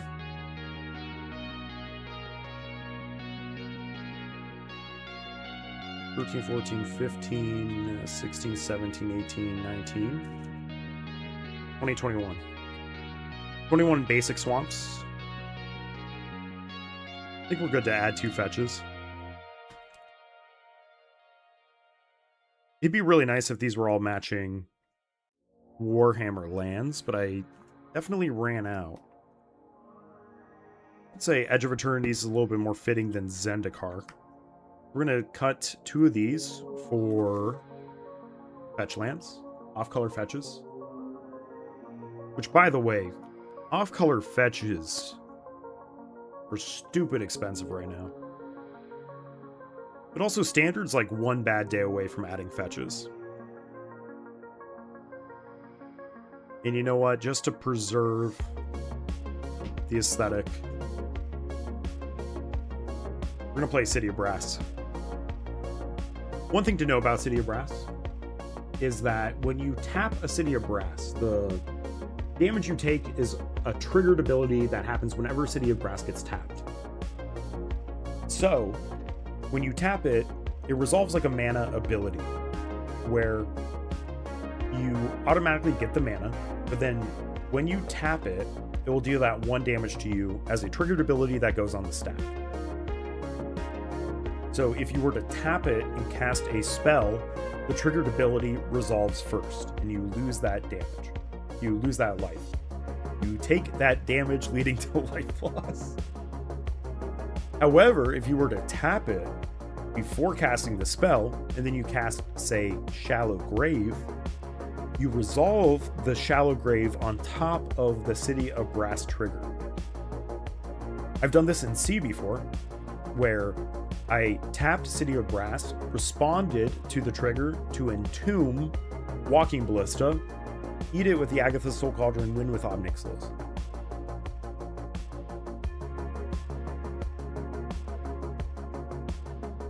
So City of Brass is pretty cool. We also have Mana Confluence available to us. I'm a little bit less enthusiastic about it, one might say. I think we might have outgrown Blood-Soaked Insight. A little bit sad to say. Talk about clipping the shit out of my microphone. Alright, note to self, I need to add like a compressor to the music output, because the music's pretty highly variable in volume.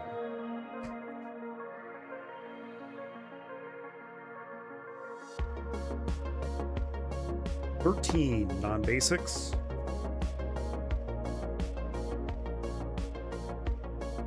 $14.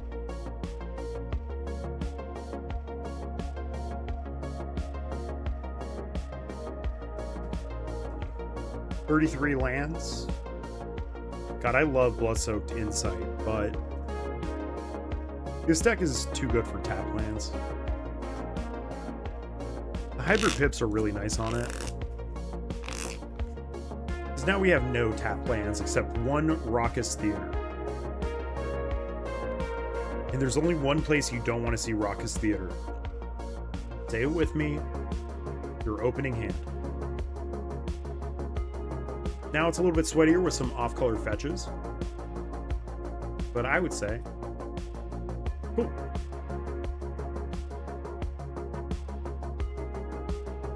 So if they want a true rematch tonight, maybe you are one of the people who wants the rematch tonight. Let me know, and I will drop Rakdos the Muscle on the table. Other than that, I have a couple things to finish up before I head over. So I'm going to call it now. This was a fun 2.5 hours. Maybe I will do it again tomorrow. Also, look at this. On Rakdos the Muscle, on the back side of it, I have Graveyard Order Matters. Pretty funny. All right. That's about it.